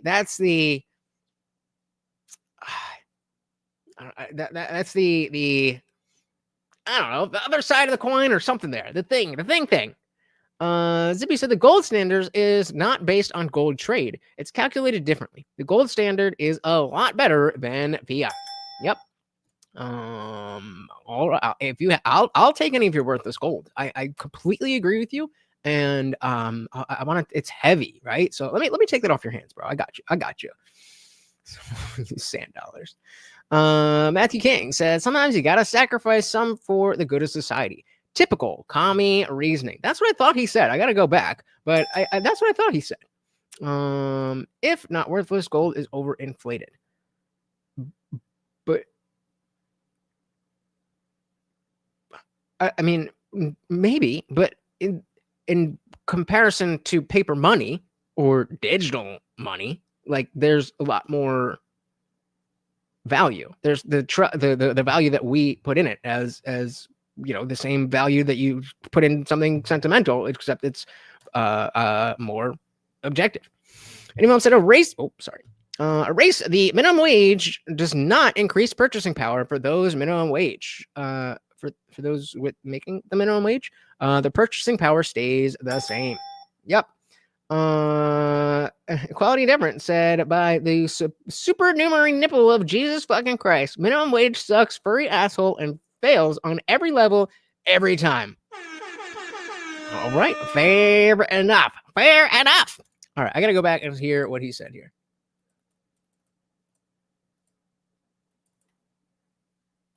And be paid more. No, that's 7 million. Okay. And most likely, they said 1.3 billion people would lose their jobs. No, that's bad. I don't want 1.3 billion people to lose their jobs. That's a lot of jobs. But they also said that 27 million people would keep the jobs that they have right now. That's the number I missed before. And 1.3 billion people would lose their jobs. No, that's bad. I don't want 1.3 billion people to lose their jobs. That's a lot of jobs. But they also said that 27 million people. Oh, 1.3 billion? 1.3 million. 1.3 billion people lose their jobs. That's a lot of jobs. But they also said that 27 million people would keep. Yeah, and are you under the impression that those 27 million people are going to be more like the minimum wage people or the C-suite people?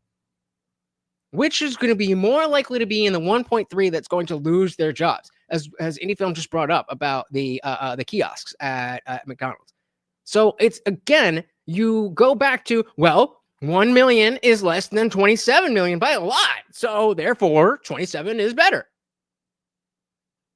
But you've just created another entire hurdle of inequality that you're actively fighting against. I knew I heard it right. I meant to say that. Equality. Be nice. I'm not going to say that. Keep the jobs that they have right now and be paid more and would have more purchasing power. Like you, like a tenured professor, you would make more money and you would have more purchasing power. Champagne socialists, they're all the same. And so we say, okay, we have 27 million people who are being lifted out of poverty by this. We have 1.3 billion people out of jobs. Now, even if there was nothing that you could do about that, I'd still say that treating this as a knockdown, well, this is going to help poor people, working poor people, more than it's hurt them, more than it's going to help them, I don't think makes sense. But also, I don't think we have to accept that those 1.3 billion people, if that's the true estimate, have to be permanently out of a job. We could have public works programs that could employ those 1.3 million people, give them dignified, unionized public. Again, those 1.3 million people who are already in poverty, who have jobs. You want to take away their jobs and stick them closer to the government. And said a raise in minimum wage only decreases the purchasing power of those that make more than minimum wage. Yep. Yeah, but they're worthless though.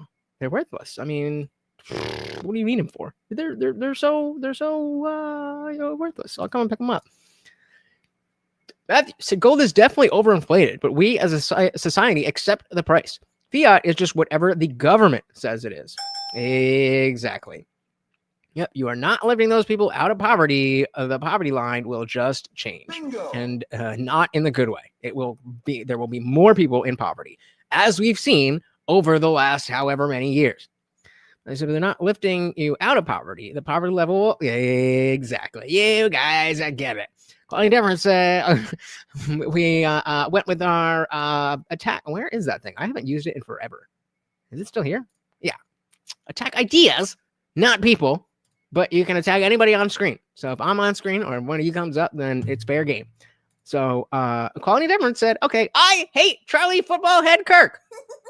Well, that's mean, but allowed. That could employ those 1.3 million people, give them dignified, unionized public sector jobs. And if you don't think that there's plenty of work for those 1.3 million people to do in terms of federal public works, trust me, I could give you a long list of things they could be doing. Let me build out the study, and then I want to ask you a question. Sure. So low-wage workers on average now clock 9% fewer hours and $125 less each month. That's Seattle. There's another one, New York City businesses struggle to keep up after a minimum wage increase. Would you support eliminating the FICA contribution for workers? That's a 7% tax on wages before we even talked about raising the minimum wage. Well, I'd like to talk about raising the minimum wage with no preconditions. But why not the workers' tax cut? That's what I always don't understand, because we tax workers. And it's the same money. It's the same money. Why would you rather give them more money and that disempowers everybody else versus more money that empowers everybody else? I don't understand. Maybe I'm stupid, but I don't get it. No preconditions. But why not the workers' tax cut? That's what I always don't understand, because we tax workers at 7%. Mm-hmm. Quality said gold is not overinflated. It is severely undervalued. Mike Maloney has a great series called The Hidden Secrets of Money, discussing money versus fiat. All right. Well, we got a battle. Is gold overinflated or not? Why not the workers' tax cut? That's what I always don't understand, because we tax workers at 7%. Mm-hmm. 7% of our workers here lose their paycheck as half of their FICA contribution. I never hear that from workers' rights advocates. Why? Well, I think that first of all, the first question you'd have to ask is what's the money that's going to be generated by that for those workers? Then the second question that you want to ask is what's going to be lost on the other end in terms of services if that's cut. And I think that paying people a higher minimum wage, having those 27 million people get a living wage. I can give them a 7%. I can give them a 7% wage increase tomorrow. And it's called cutting the FICA tax. Yeah. Every working person deserves 7% of their wages that are currently being taken by them by the government. Why don't you instantaneously agree? So what are you going to? Well, because I know what the other shoe is that's going to drop there. What are you going to cut to pay for that tax increase? So there's plenty. I could name a whole litany of departments I think I would cut to try to pay for it. But let's pretend that it's paid for, like what everything Washington D.C. says. Yes, if you could cut workers' wages and not wages. The taxes on workers' wages. If you could cut that, and on the other end, there would be absolutely no loss in anything that's a beneficial thing that's going to make workers' lives better, then sure, why not? But I think I think you should still raise the minimum wage, because Why? I think You just made the argument having those 27 million people now having a living wage, having the ripple effects for lots of people who are already making more than minimum wage, it's going to increase their wages, and then.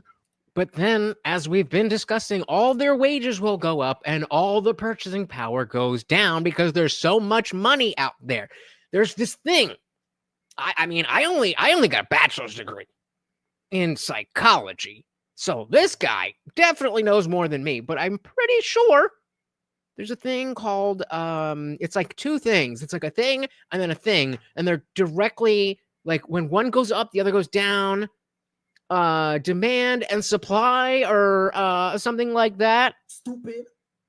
This is come on, why you gotta be like that? This is Ben Burgis. This is socialist professor from Rutgers, Ben Burgis. For lots of people who are already making more than minimum wage, it's going to increase their wages, and then 1.3 million people need new jobs. Trust me, we can take care of that. So you're obviously no fan of President Trump or his administration. During his presidency, the bottom 10% of workers actually had an income grow faster than the top 10% of workers.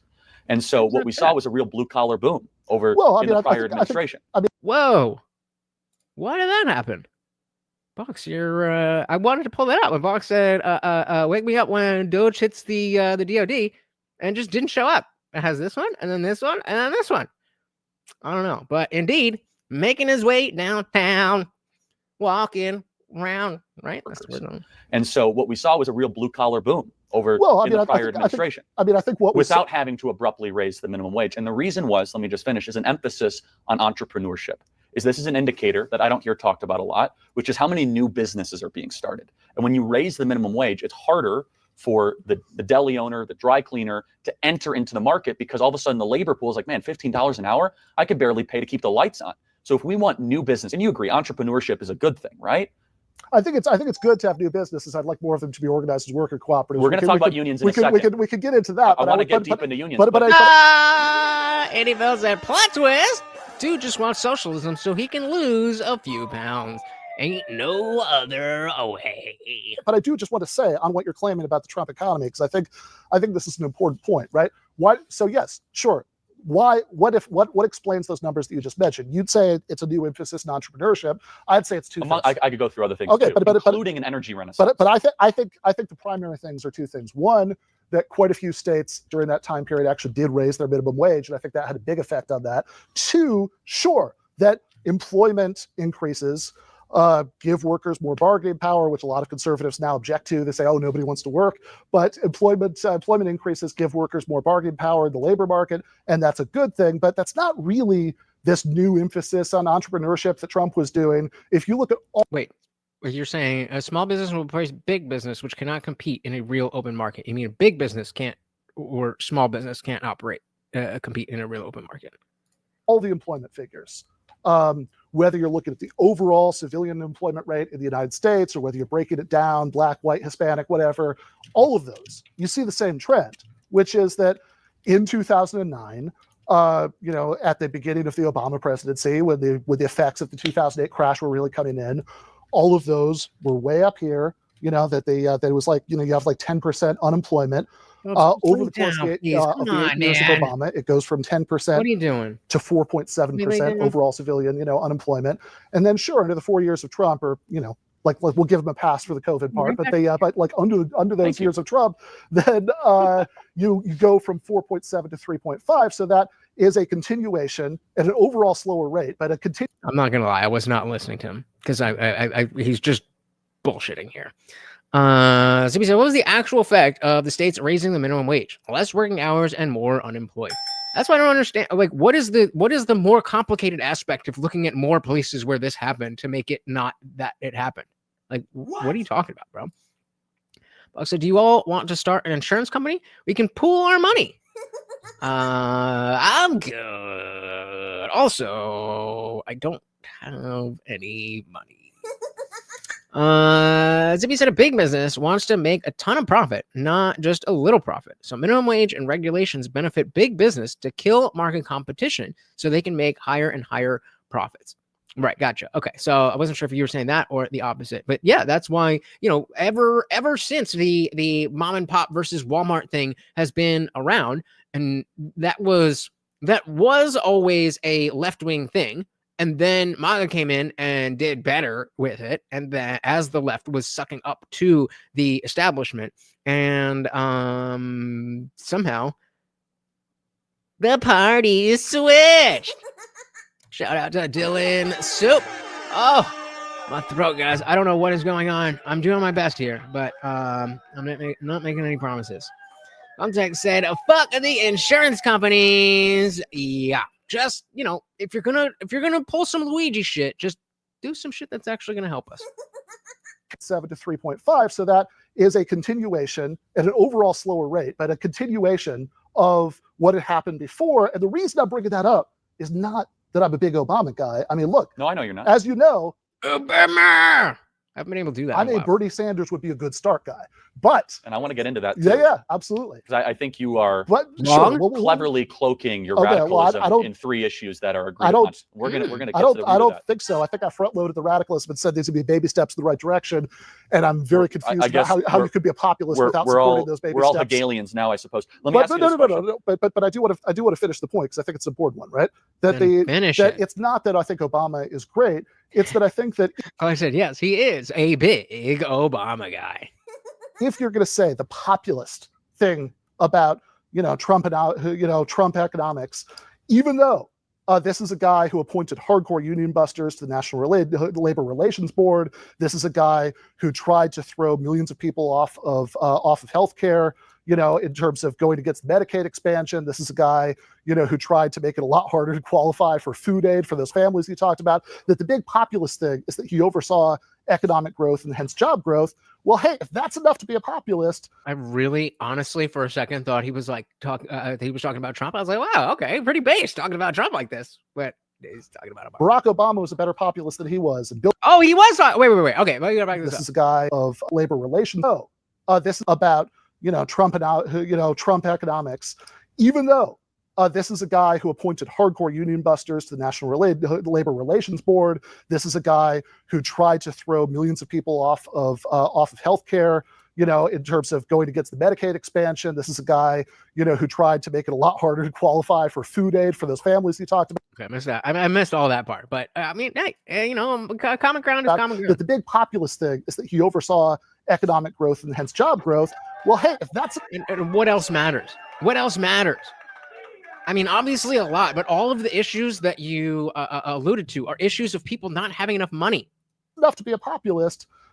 Barack Obama was a better populist than he was, and Bill Clinton was a big populist because he oversaw lots of economic. Okay, fine. I'll give that to you. Obama was a better populist, sure, but Trump is and will remain a better president. And that's not what I'm saying. What I am saying, though, is that it's mischaracterized. Let's get 2 more votes on the poll, guys. 2 more votes. The people that you say you care about, the lower workers, actually did really well under those 4 years. I think Trump could have been more conservative, more populist in certain things. And just to clarify on the food stamp issue, millions of people got off of food stamps under Trump voluntarily because their wages went up. But I don't want to get too bogged. I really don't want to get too bogged down on the you had that extra 1% change of unemployment going down, which is a continuation of previous trends. Yeah, but the economy now is, I mean, it's in the shitter because this last month of presidency has been so bad. It's nothing to do with Biden, but don't you remember them telling us that the economy was good? Colleen Deverin said, government employees do not add value to the economy fundamentally. If it works, government should employ half the country to dig holes and the other half to let them in. Pretty much what they're doing. What I miss? Yeah. Fox said, when I grew up, they told me I could be anything I wanted to be. I want to be an insurance issuer. Talk to our boy here. Well, they said it actually doesn't cost as much as you think to start an insurance company. They actually just use everyone else's money to provide your payout. More than what we have, though. Yeah. Another case of if you have enough money, you can fake it till you make it. So let me kind of ask you more broadly. I guess we could go into some of these other aspects. I have a question I'd love to ask you in a minute, by the way, but go for it. Yeah, you're free to do that too, by the way. Do you trust the government? Do I trust the government? Of course. That hurt. Okay, so don't do high-pitched voices. Oh, fuck. I don't know what's going on. I just woke up and I feel like I slept weird where, like, physically the bone in my neck was like, I don't know what happened, but like I like slid off my pillow, and all day it's just like, it feels like I have a frog in my throat. I can speak. It doesn't hurt to speak unless I do that. But it is flaring up. I thought it would be better because it kind of was fine throughout the day, but we'll see. Shout out to Cheddar Steve. Welcome to the party. It said apparently there are no salad bars in socialism. Oof. Before I answer you, yes, equality and deference. I do, in fact, have a sore throat. Well, not really sore, but just, I don't know. It's a thing. It feels like it's a polyp. If it doesn't go away, I gotta like get it checked out or something. But do you trust the government? Do I trust the government? Do I trust the government to tell me the truth, to do things that no, the government, by and large, that I think that those millionaires and billionaires, the guy in the shirt likes to talk about. Excuse me, sir. The guy on your shirt has stopped talking about millionaires since he became a millionaire, and I still have not gotten a clear answer as to why he can be based and be such a little bitch like that. Exert vastly too much influence. But here's where I think people often go wrong from that true premise that the government is untrustworthy. I think do you think people are wrong when they say the government is untrustworthy? Lay it on me, bro. I can't wait for this one. Go wrong from that true premise that the government is untrustworthy. I think premise is fine, but the conclusion, therefore, we should have less government in the sense of we should have less expansive social services. Yeah, well, I mean, I agree that the government is bad, but that doesn't mean we should get rid of the bad thing. We should have more of it. I'm good. He really just said that. In the premise is fine, but the conclusion, therefore, we should have less government in the sense of we should have less expansive social services. We shouldn't give everybody health care. I think that that's a fundamental confusion because I think that there's a difference between talking about what the government can do to you. And there we're talking... Barry Saunders or Bernie Sanders? Bernie Saunders? I'm not familiar with Bernie Saunders.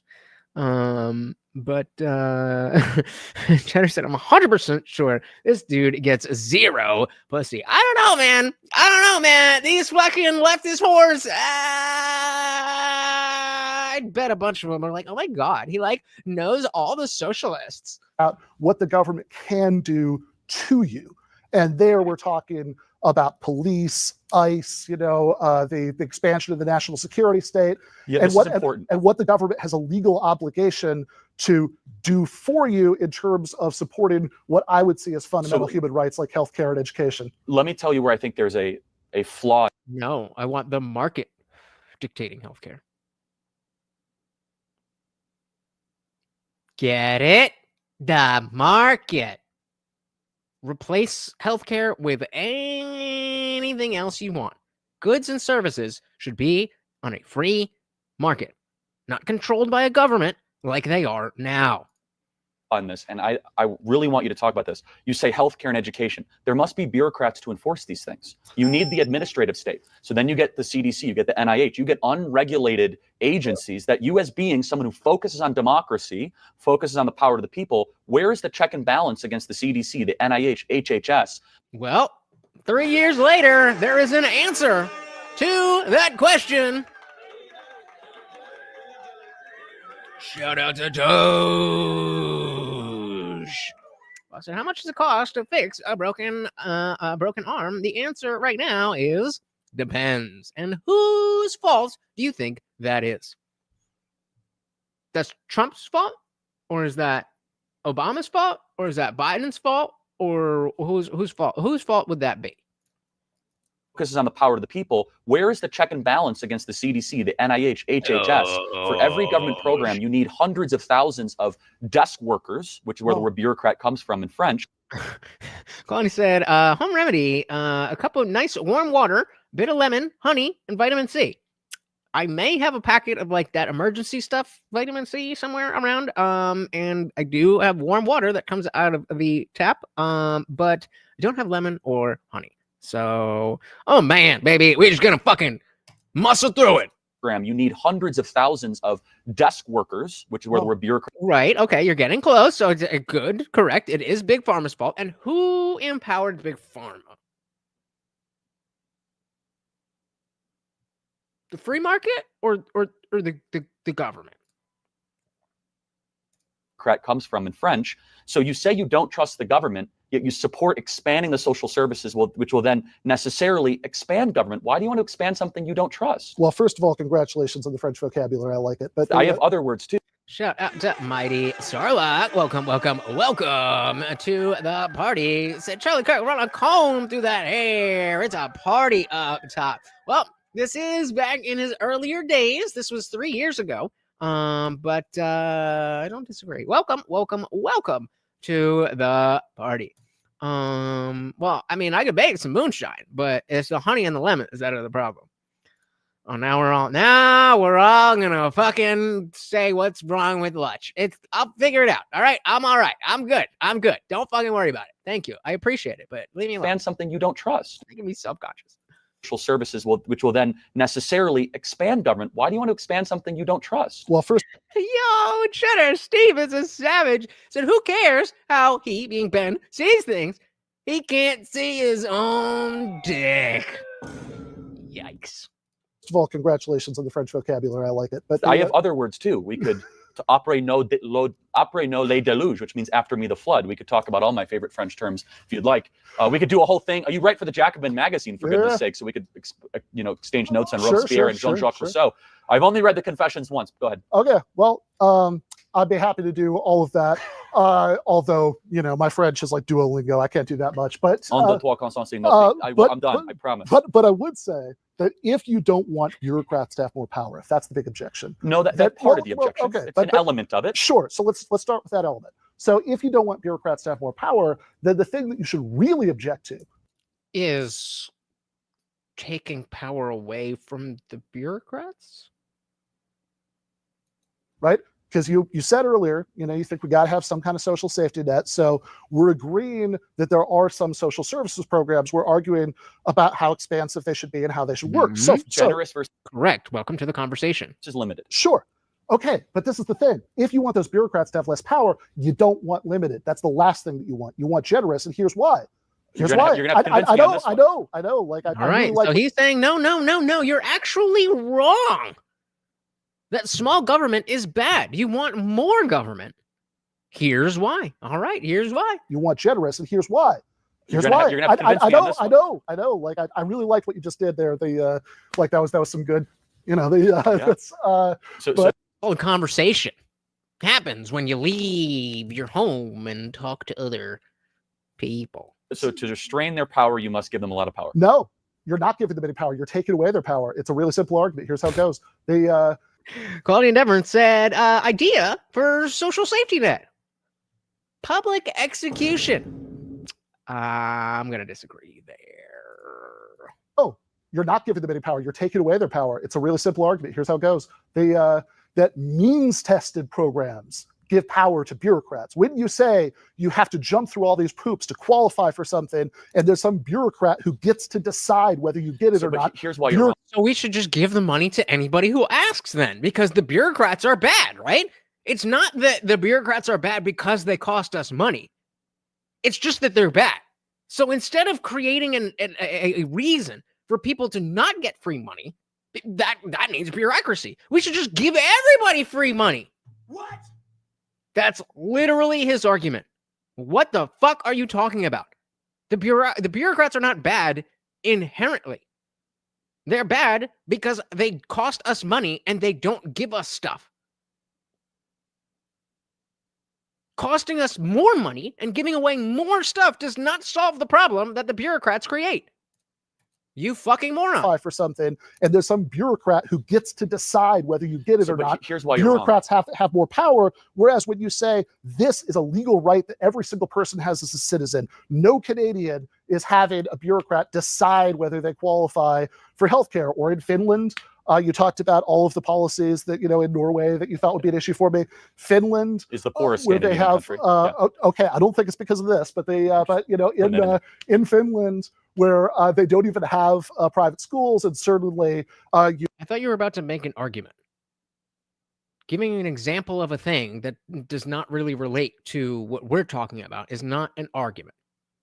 So we're coming up 3 minutes left before the swole goal is over. Guys, we can do it. Let's do it. Finland, where they don't even have private schools, and certainly you have a right to higher education as a citizen, the way that you have historically in lots of countries, and I think it's worked very well. But when you have that, you don't have students jumping through financial aid, bureaucracy, hurdles, and does this person qualify to get? Yeah, let's just, everybody qualifies. Everybody gets the money. Then we can get rid of the bureaucrats. That's what you care about, right?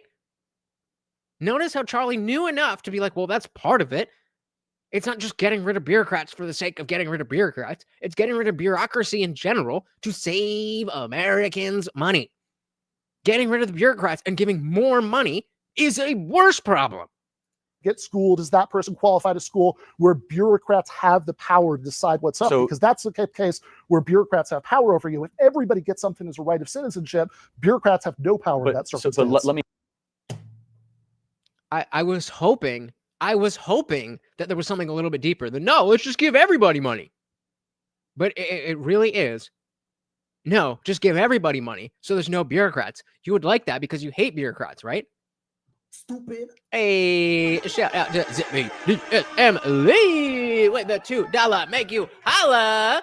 Zippy says, feed dog, I feed dog. Thank you so very, very much. Equality and deference. If you are still here, thank you so much for stopping by. You have a good one. And Zippy, thank you so very, very much. The Overlord appreciates it. Thank you.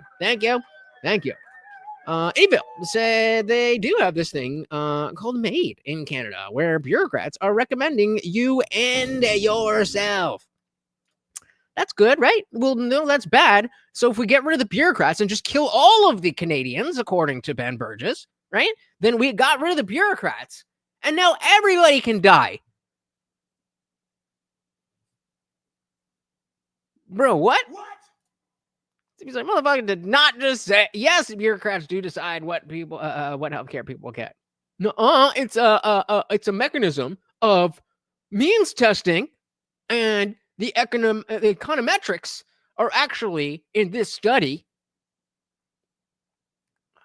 I don't fucking know. Yeah, I know, right? And if you'll notice, he knows the difference between, like, he'll still perk up when I do that. But, and I gotta give him a treat on this. But he knows for sure. Well, now we don't have to fake it. Shout out to Indy Bell. See, he knows when I start with the voice. He knows. Thank you. Even said I like it on top. Well, that's for you and your man to deal with. All right, that's for you and your man. Whatever you and your man like to do, that is totally fine with me. But thank you. Out sponsoring yourself. Very, very, very much appreciated.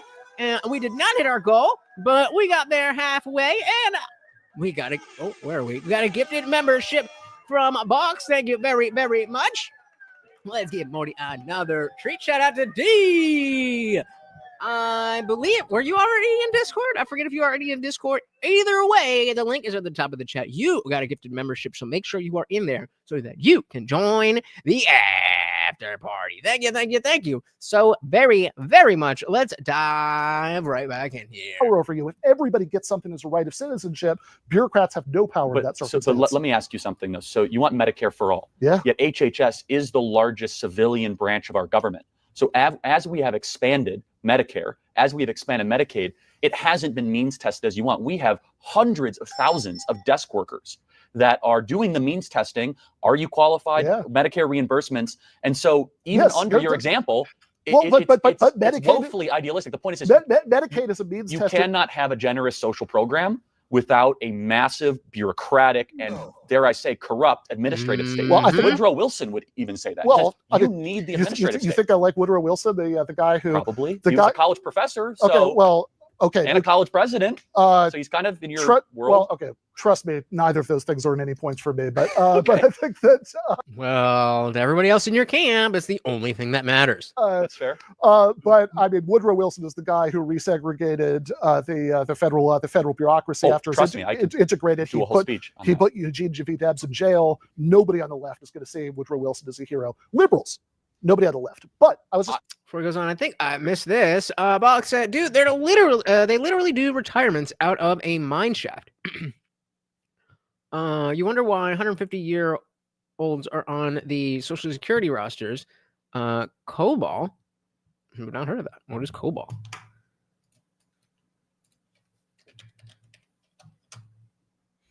Common business-oriented language. Is a language used to develop processes created in 1959 was one of the long program. Okay, so that's from the 50s. You're gonna have to dumb this down for me a little bit, pal. What are we talking about? I mean, I get this is your bottom line, but I have no idea what you're talking about. Dumb it down. Talk to me like I'm 5. nobody on the left is going to say Woodrow Wilson is a hero. Liberals, nobody on the left. But I was just going to say, I know plenty of people that would, but that's fine. I don't think you're going to find a lot of socialists. FDR, LBJ, John Dewey, all these people believed in a strong administrative Well, state. I mean, you're rattling off a bunch of liberals, but that's okay. We don't need to argue about the story. Yeah, that's the point. Figures. Let's just say this.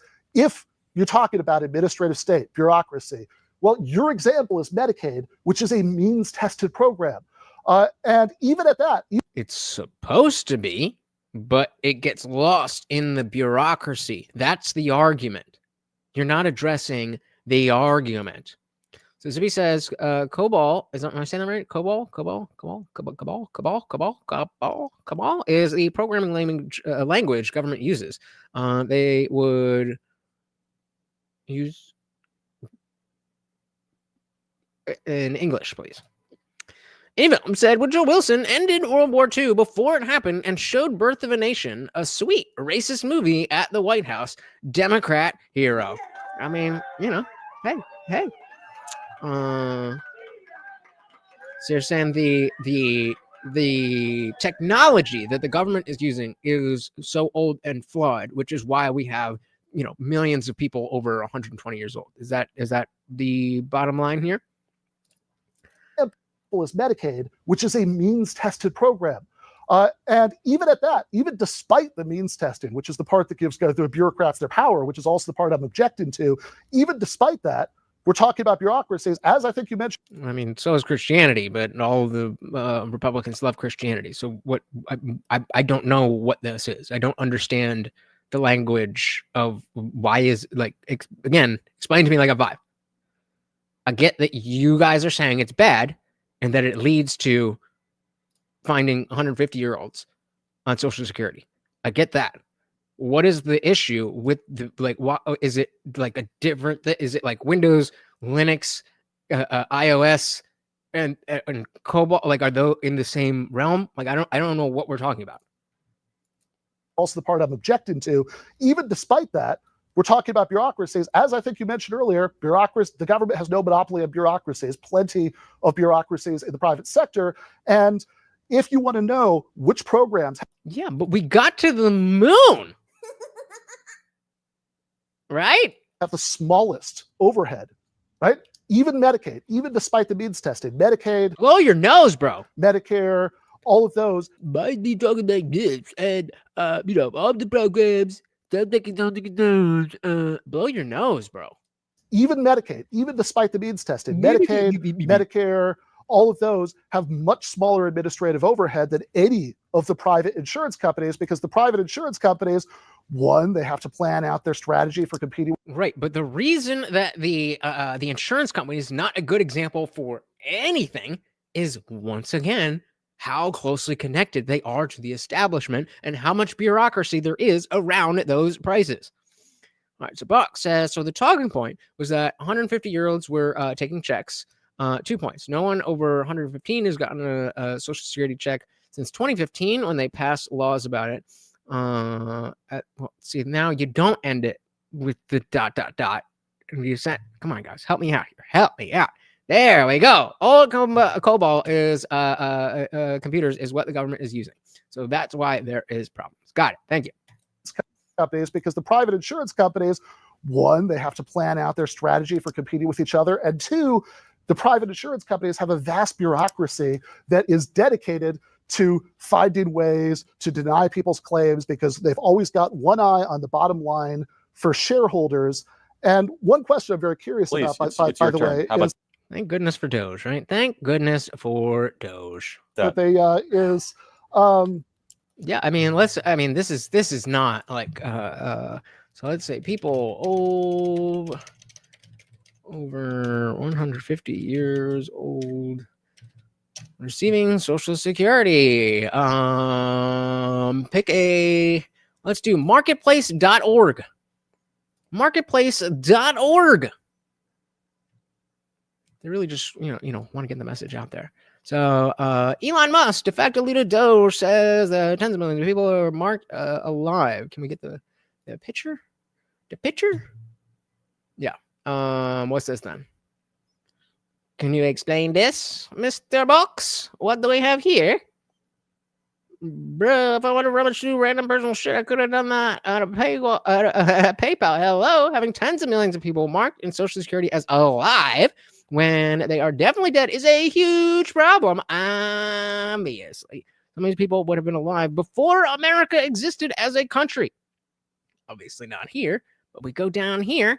There is let's just take, there's over a million people over 150 years old. So show who's gotten paid. Okay, so let's see. Okay, so let's go back to the article. Is this gonna this? Okay. This week, spreadsheet 1.3 million. Blah blah blah. All those. Maybe Twilight is real and blah blah blah blah.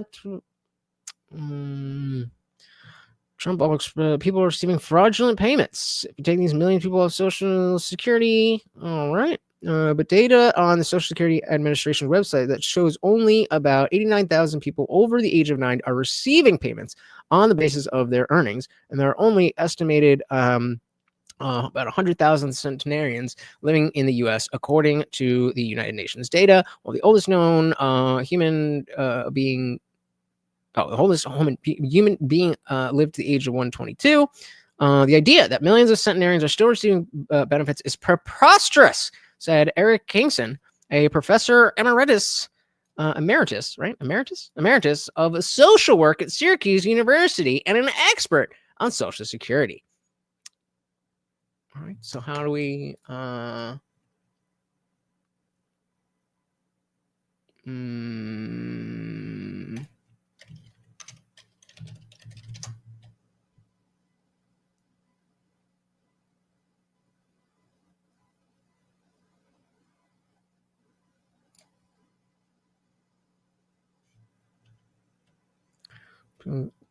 where is this? Since those records are private, it's not possible to independently verify his claims. But the CBS News Confirmed team did some digging, as they do. Let's bring in CBS News Confirmed executive editor Rona Tarrant for more. So Rona, what was your team able to find here? So as you said, Elon Musk did not provide evidence that 150-year-olds were receiving Social Security payments. So the best we had was the Office of the Inspector General. Now, good news for people who don't know this, the Social Security Administration actually has its own Inspector General, whose whole job it is to go through its records and see if there's fraud, waste, abuse. So first off, is there fraud, waste, and abuse in the agency? Yes, they did a report basically looking at 2015 to 2022, I should say. They looked at all of the payments and they found that less than 1% were overpayments. So this was payments to people who got more money than they should have gotten. So not a huge amount percentage-wise, but still $72 billion, people can argue. The other thing was... only $72 billion. How many people can we see in the system that are over, 100? I'm right there. Well said, Matthew. I would hope like that does make sense, but I mean, so where books? Where can I like? Can you drop a link in the Discord or something that would be? I mean, I'm willing to take the .org. I mean, it didn't seem like anybody was pushing an agenda, and it does seem like the fact that the list exists is a problem, but not nearly as big of a problem if all those people were getting checks sent out. So you can't drop links here unless you're a mod. But just drop in the Discord. I got it open right here. 100 years old or 150 years old. Now, we couldn't find any evidence of payments to 150-year-olds from these reports. Okay. There were about 19 million people back around 2023 who were born in 1920 or before who didn't have death records in the system, so they just weren't updated for whatever reason. Now, 44,000 of them were still receiving payments, but there was no evidence. I mean, I would love to believe, because it feels like stupid people would be all over TikTok. Yo, my great grandma be getting checks and she died 100 years ago. I feel like that would be a very common thing if it was that egregious.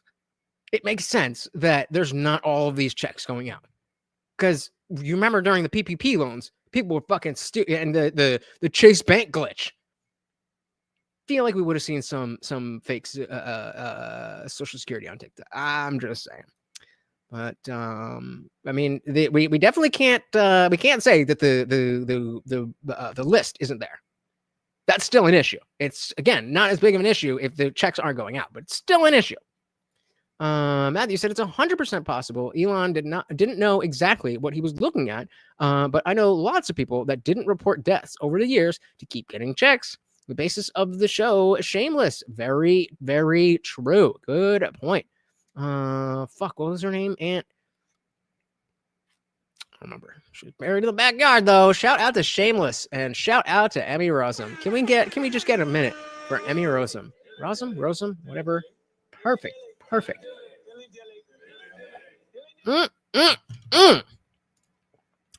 And film said, so Chase Bank figured shit out and shut it down, but you're giving Social Security Administration the same motivation as Chase Bank. Yeah, but again, that is dependent on whether the checks are actually going out. Now, I'm not claiming that, what Matthew's saying is not happening, that people aren't, cashing checks from dead people. What I'm claiming is if it was in the tens of millions as seen by that list, then I feel like we would have known about it. Not because of any reporting of it, but again, because people are too stupid. The type of people who are going to commit that type of fraud are more likely to get caught doing stupid shit. Like, where are you getting that money from? One question I'm very curious about, by the way, is that you object for all of these reasons. You think it's too interventionist. You think it's too much administrative state to just providing everybody with healthcare. These are all elements of the critique. Providing people with healthcare as a human right, so that you can have. Other people's labor is not your right. And again, guys, we did just pass the 2.5 hour mark. I am still raging. So if you would like to keep the party going, you know how to do it. Like what people I know in the UK always tell me, which is, hey, when when whatever, my mom got cancer, when whatever the situation is, people will say, the only person I ever talked about this was with a doctor, which is very different from Americans' experience with healthcare. If you're going to object to that on the grounds that that's too much big government, I am really curious whether you'd say the same thing for fire services. Like would you be okay with it if we didn't have public fire services? Yes. Absolutely not. As I said, small but strong. Okay. The government exists. I would be perfectly fine with private fire companies. Or when we say private, it doesn't even have to be it could be something that exists that you have to pay into.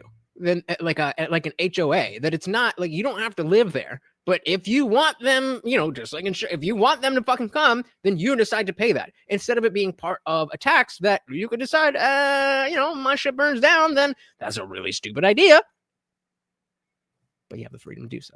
As it says in the preamble of the Constitution, amongst many other things to secure. That being said, firefighters are not my big ire. Strong. Okay. The government exists, as it says in the preamble of the Constitution, amongst many other things, to secure the blessings of liberty, to ensure domestic tranquility. And Hamilton said it best, that you need a nimble yet effective federal government. Good at what it does, but not overreaching. And that's the whole idea of conservative populism, is within this constitutional republic framework. I'm a big So, Box, you hate the HOA, but think if it was a nationwide HOA run by the government.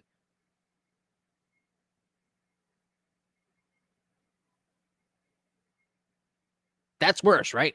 big fan of firefighters, police officers. I'm a big fan of Border Patrol. I'm a big fan of all these sort of things. But when all of a sudden I believe you get outside the constitutional limits is where you birth this fourth branch of government. And our mutual hatred of Woodrow Wilson is a perfect example of this, because he really believed the state, this is a Hegelian idea, will usher in that utopia, that the state is God, that through the mechanisms of the state, we will be able to turn the chapter and with it remake man. He wasn't the only person that believed that. FDR did, Lyndon Baines Johnson did as well, where we as conservatives and conservative populists say, hold on a second. That is not what the state is there to do for. Let me just say one last thing, which is that the state is there to preserve the natural law with prudence and wisdom, to hopefully develop families and foster. I'm going to cut out at 2.5 hours, guys. Don't children, not to try to remake human beings. When it comes to healthcare, not only do I have a moral complaint that it's not the role of government, it's also not good at doing it, and it also hurts the everyday common man. I don't think either of those things are true. But I have a moral argument, and I also have utilitarian argument. I just want to make sure that's clear. Let's start with the moral argument, because I am very unclear on this, because why is it that having public firefighters or public police is not overreach, but having public health care is? Why would it be objectionable if instead of having public fire services that everybody gets to use, you had everybody just having to have private fire insurance? And if you had a better private fire insurance plan, they'd probably put out your fire, faster. Or maybe we had public fire insurance, but only for people, the poorest people or the oldest people, which would be the exact equivalent for healthcare, or the same thing for policing, the equivalent, for like security insurance. Because all of these things seem very similar to me, because having your house burned down, being victimized by a crime, or needing chemotherapy, those are all cases where your life and limb is in danger. Like I just said, don't give me any money. I'm dipping out at 2.5 hours. But I'll do it for you. I'll do it for you. I'll do it for you. Out sponsoring yourself. Eat the fucking food, Morty. Thank you. Thank you. Thank you. So very, very much appreciated. Thank you. Thank you. Thank you. Needing chemotherapy, those are all cases where your life. Oh my goodness. Oh my goodness. Guys, I'm telling you, I'm not going to make it that much longer. But thank you. Thank you. Thank you. No question, no comment, just pure love of the puppy. Thank you. Thank you. Thank you. So he says, you get my point. If taxes were spent closer to where people's votes are, the system would be better balanced. Yep. Context, you can also boil some water on the stove and breathe some vapor. Got a little bit. I got my vapor right here. No, I'm just kidding. Yeah. I'm gonna do all that stuff, but I can't do it while we're here. Avil said, I just want to make sure that if a firefighter comes to my house, that they look like me.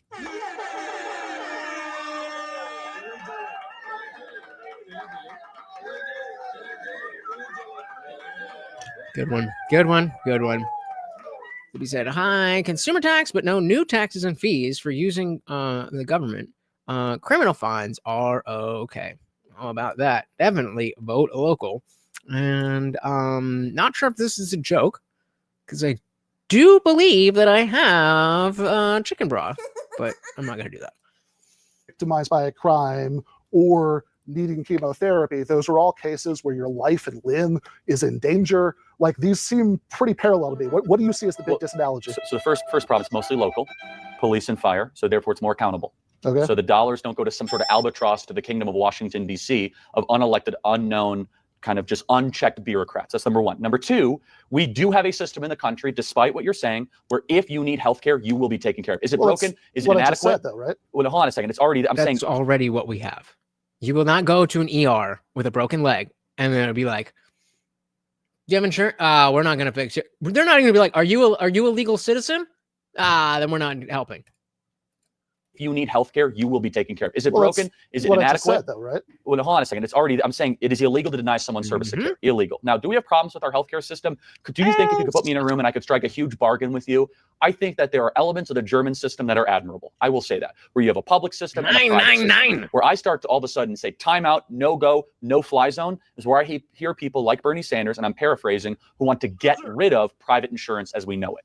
That's a big mistake. Healthcare, here's how I think the biggest problem with healthcare is. It's not individualized. It's way too bureaucratic, way too top down. And yes, we have pharmaceutical companies that There's no fucking way I'm heating up chicken broth and not eating it. Come on, what are we doing here? are addicting people to drugs that they should not be addicted to. We have a sick care problem in our country. And I agree with a lot of people on the left with this.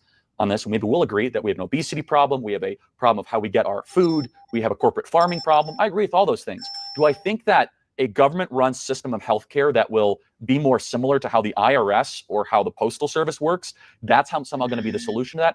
Absolutely not. Well, But if you put me in a room, the Postal Service is amazing, and I do not think The Postal Service is amazing. Please tell me more about the DMV next. The Postal Service is amazing. Put one in the chat if you would rather have the USPS take care of your package over UPS, FedEx, Amazon, and what's the other one with the yellow truck? The government fucks everything up. Bingo. So stop voting for more of it. Stop voting for more of it. That's how I can, because usually like I'll use a higher voice. THL, there you go. That's what I'm talking about. So I can do that. That no problem. But if I try to go higher, that's where it hurts. I don't know why.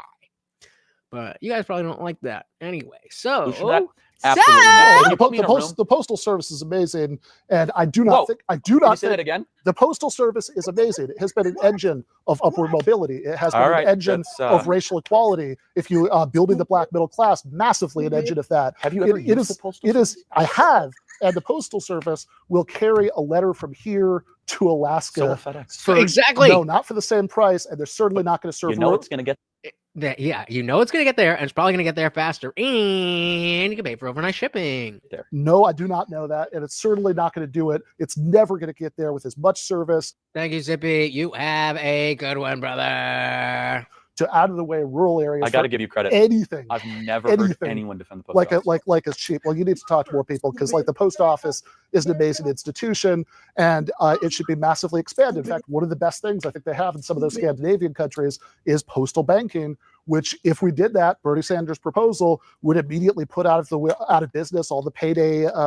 You can just see it's so obvious that it starts with Bernie Sanders is the answer. How do I make that fit? It's so obvious. And I was that guy in 2015.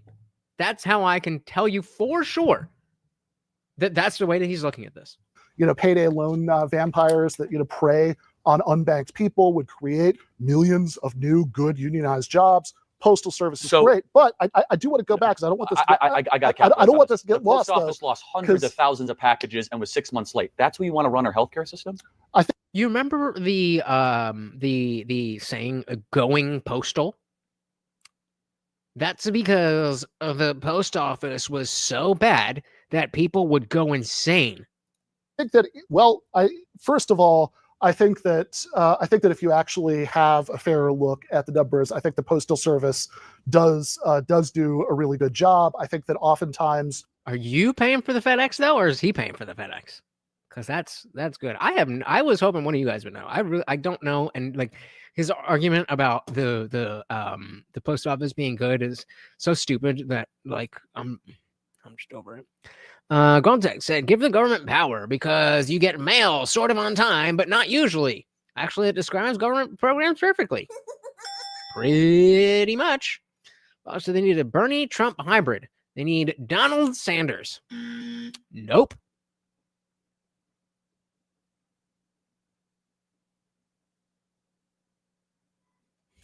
Arnold Sandtrumpers. That's better, but nope. He's a lying sack of shit who doesn't care about anything except being the guy who everybody loves. When people say, and while Trump may be the same way, his way of making everybody love him is improving the country, not telling fucking fairy tales about how you're gonna make more money. And the millionaires and billionaires, get the fuck out of my face. If we're gonna have a rich asshole, let's at least have one that's going to actually make the country better, as we have already seen in the 4 years he was already president, and in the 1 month he's been president again. Say no. Hey, shout out to Brad C over on X. Said Charles Bukowski had some great takes on the postal. Wait a minute. That name sounds too familiar.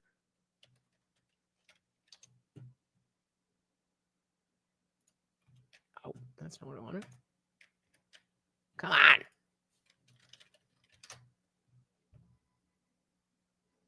This isn't okay. I thought. Okay, never mind. Well, Charles Bukowski.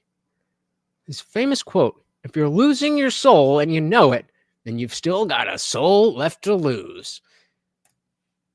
All right, fair enough. Based. Bernie got rich in politics. Trump got poorer. Bingo. Yup.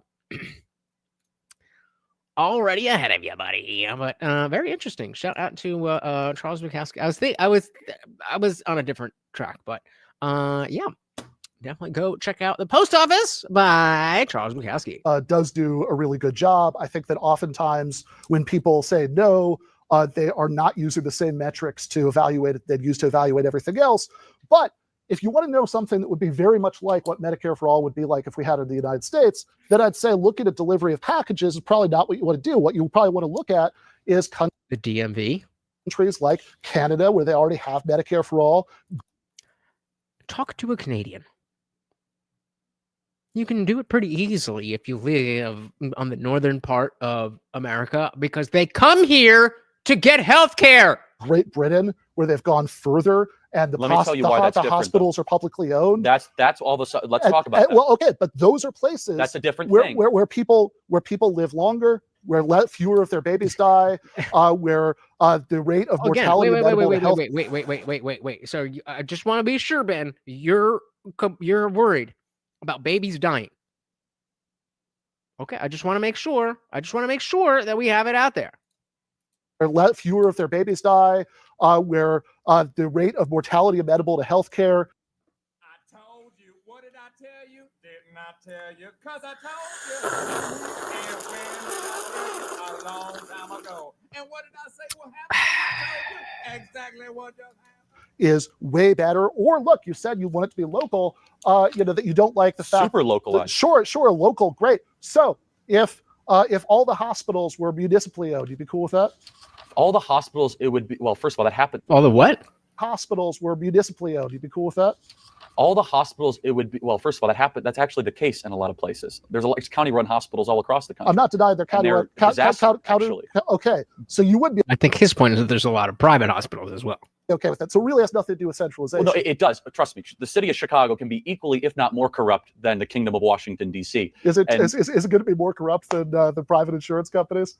I mean, that's a good question. Okay, but you did also say, right, and I really want to make sure that local is generally better, but I'm not going to die on the Cook County is a great county hill. Well, this does go back to what you said earlier, though, when I asked you about fire protection. Because you said... So there's this one place where this thing that I'm talking about is really better than the thing that you're talking about. And so that should be America. I'm Ben Burgis. Thank you for coming to my class at Rutgers University. Well, the difference is that nobody could be turned down from the hospital. That is a law. Yes, that is a law. I mean, these days, it depends on how much money you make. But in terms of care, private hospital. I'm glad that it's a law. I am too. Okay. Hey, shout out to Right Click. Welcome to the party. I don't know. Again, I'm still he might just be this dumb. I don't know. Welcome to the party. Good. Wonderful. We agree on that. That is a good government intervention to stop the private sector from doing what it would otherwise do and did otherwise do before that law was passed.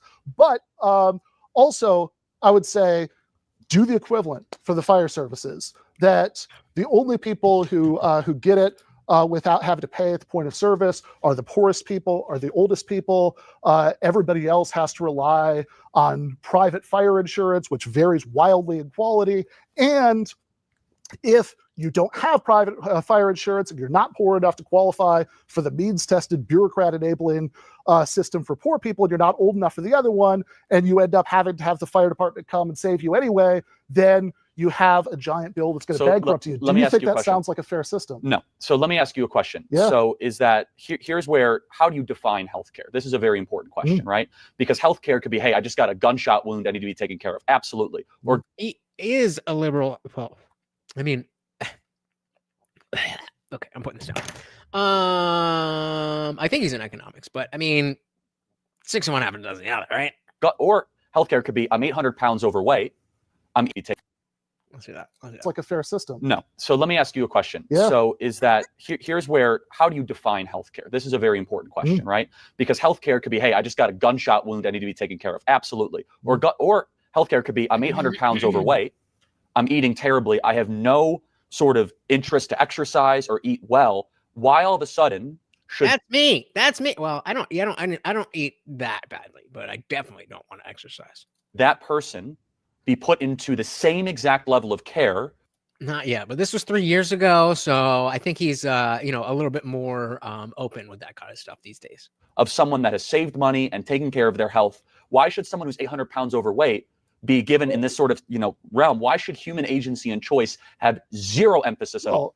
What you're describing, the only difference between that and what already exists in the United States is that we would have to add, and they're rich enough that they can Right, because I don't work out or eat. afford really high quality medical care. Right now, somebody who's 800 pounds, who doesn't watch their diet, who chain smokes, etc. I agree. Yes, but you could add chain smoking. But sure, all those things. So you think that none of that should be given a preference? Well, here's what I'm saying, that I think in the system that we have right now, somebody who checks every single one of those boxes, but is rich enough to afford the best medical care, skips in line ahead of the person who takes care of their health, exercises every day, doesn't smoke, eats well, but lost their job or just is cobbling together. So again, we're making another argument of, well, this thing could happen to a person, therefore everybody should be protected against this thing that might happen and pay a very, very high premium to make sure it doesn't.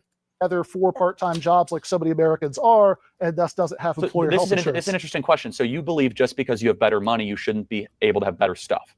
I believe... Or more money, better stuff? I believe that when it comes to something like healthcare, no. That's a very broad thing. I do not believe... No, everybody should just get the worst healthcare because then it's fair. That people should get life-saving services preferentially because of how much money they have. I think that... So how much money they've saved. How about that? Someone saved their whole life and they said, in case there's a disaster, I'm going to put $500 away a month. They get to age 45 and all of a sudden they realize that they have some sort of health complication. They shouldn't be able to take advantage of the money they've saved for their entire life? Well, this actually goes back to the very first thing that I said. Like the opening couple sentences. Of what is justice, I guess, right? That I said, because what I said is that I don't want some people to have dramatically worse lives than others because of factors outside of their control. Now, what about things they can control, though? Well, what has less money and better stuff? What is it? What was this referencing? If we saving money. If we lived in a world where all economic inequality was due to thrift versus indolence or laziness versus industriousness, I would have much less objection to this stuff than I do in the world where we actually live, where somebody who saved up their whole lives, but then they could only do that because of their white privilege. Have they have unexpected medical expenses that bankrupt them, which happens all the time. That they have is going to get worse healthcare than somebody who has never saved at all, but is somebody like... Yep, that's how money works. If somebody like, if Hunter Biden, right, had some massive medical bill tomorrow... He would probably have, considering his lifestyle. Sure, right? So if Hunter Biden had that huge medical bill tomorrow... Remember, this was 3 years ago. Then he would get in line ahead of people for multiple reasons, both access to power and also money. Sure. So that's a good example. Those are both bad things, but they have largely unearned, and I agree. Sure. So, and I would say the same thing about the Walton children. I would say the same thing about anybody who is inheriting money. When you go to, when you So what? Okay, yeah, I think we all agree that like just because you have more money doesn't mean you're a better person or inherently, or you deserve more of life. It just means you have the means to get more stuff. What's your issue with that? Yeah, right. Like, what are we talking about? go to the hospital, or or you go to buy insurance, they don't ask you, did this money come from being thrifty and saving your whole life? Let me ask you a question. Or did this money come from stock ownership? Or did this money come from inheritance? They just ask, do you have the money to afford this? And that's part of markets, right? Is that you're not able to make a moral claim for every dollar bill, but generally markets will go towards value and value creation. We're up against the hour break, and we're going to take a short break, and then we're going to resume, if that's okay with you. Absolutely. So I got a lot more I want to go to, but I actually want to close this thought on one thing, because it goes to your other thing that actually, could I mean, if you'll indulge me, could I ask you like a 30-second question? Sure, because I really want to close that point, I know we're coming up to it, yes. but I'm so fascinated by this, right? So we agreed earlier. Is the firefighter thing again? It's not the firefighter. Okay, good. Okay. Although, I think there's more to discuss. I'm very anti-fire. They have well, that's good. You should be equally anti-cancer. And why would you be anti-fire? Do you not cook things? Just like we have fire departments, we should have Medicare. That's why I think people who eat well and don't smoke and make good decisions should be rewarded for human. How do you eat well without fire? Agency. Yeah, which is not at all what. Because the inverse of your statement, I just want to make sure this is clear. The inverse is you say that people should not be penalized for factors outside of their control. The inverse is that I think people should be rewarded for factors inside of their control. Yeah, and most of what we've got right now is not about. No, I agree with that. But I want a system that rewards people for good choices. Okay, so here's what I want to ask, real quick. Sure. I promise. So we established earlier how much we both liked Jeff Bezos. Yes. Dislike best Jeff Bezos. Are you going to ask me, should I raise his taxes? Well, because this is why I'm curious about it. Because I saw in 2019. Yes, with Kyle Kalinske. Yeah, and he asked you, would you be willing to raise Jeff Bezos' taxes by like 1% to provide housing for every single homeless veteran? And your response at that time was that you'd hope he'd do it voluntarily. And I think at this point we've established that's not going to happen. He'd prefer to buy a spaceship. So that's probably true. Yeah. So if you put a gun to my head, would I raise his taxes? I mean, I guess if I was a representative, I guess yes. Okay, that's good. For other reasons. So again, I'm very curious what he would have to say about this today. So again, this is from October 2021. I wonder if he would be like, I was kind of just trying to find middle ground and yeah, so guys, my throat is killing me right now. So we are, I guess, whatever hour break or whatever they said, they didn't put the rest of this here. So we'll go to the end of this, and we can try to do an after party, but I can't. I really can't talk more than this, more than like what I'm talking right now. So we will see. I mean, I guess if I was a representative, I guess yes. That's good. For other reasons. This is progress. I'm so proud of you. Let me tell you, I said, I guess conditionally, if all of a sudden there would be a comparable piece of legislation. I was going to, and then we got more super chats. So the party rages on. Alongside of it, that would actually value and prioritize things I cared about. If it was just to raise his taxes to go into the current albatross. Okay, but you sure about that? You're sure about that? Because it seems like none of you want to go in there until I'm in there. So. I'd rather have them buy spaceships than give money to Fauci. But if it was earmarked for a housing for homeless veterans, and you would say yes. The answer is yes, because I think Jeff Bezos, from a moral is such standpoint, good progress. But let me tell you why. Let me clarify why. Sure. Jeff Bezos games your favorite department, the Postal Service. He games the corporate tax loophole system. Yeah. Jeff Bezos has a total disregard for what I consider to be the American way of life, and he has this weird fascination of going into orbit. And guess what? I hope he stays there. Okay. Well, I congratulate you on again. I wonder if you'd say the same thing about Elon. This progress. Well, I mean, you could call it progress. You could also call it a commitment to prudence. Okay, but it's that Greek word prudentia, which is looking at things as they are, and it's a non-dogmatic way of governing yourself in the country, which is a perfect segue to the question I wanted to ask, because we're going to take a short break. We'll be back here with Dr. Burgis. If we're agreeing too much, don't worry. We'll get back to the disagreement. I mean, for the sake of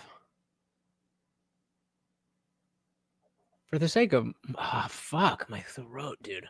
I was going to see if there was an easy clip to like the rest of this.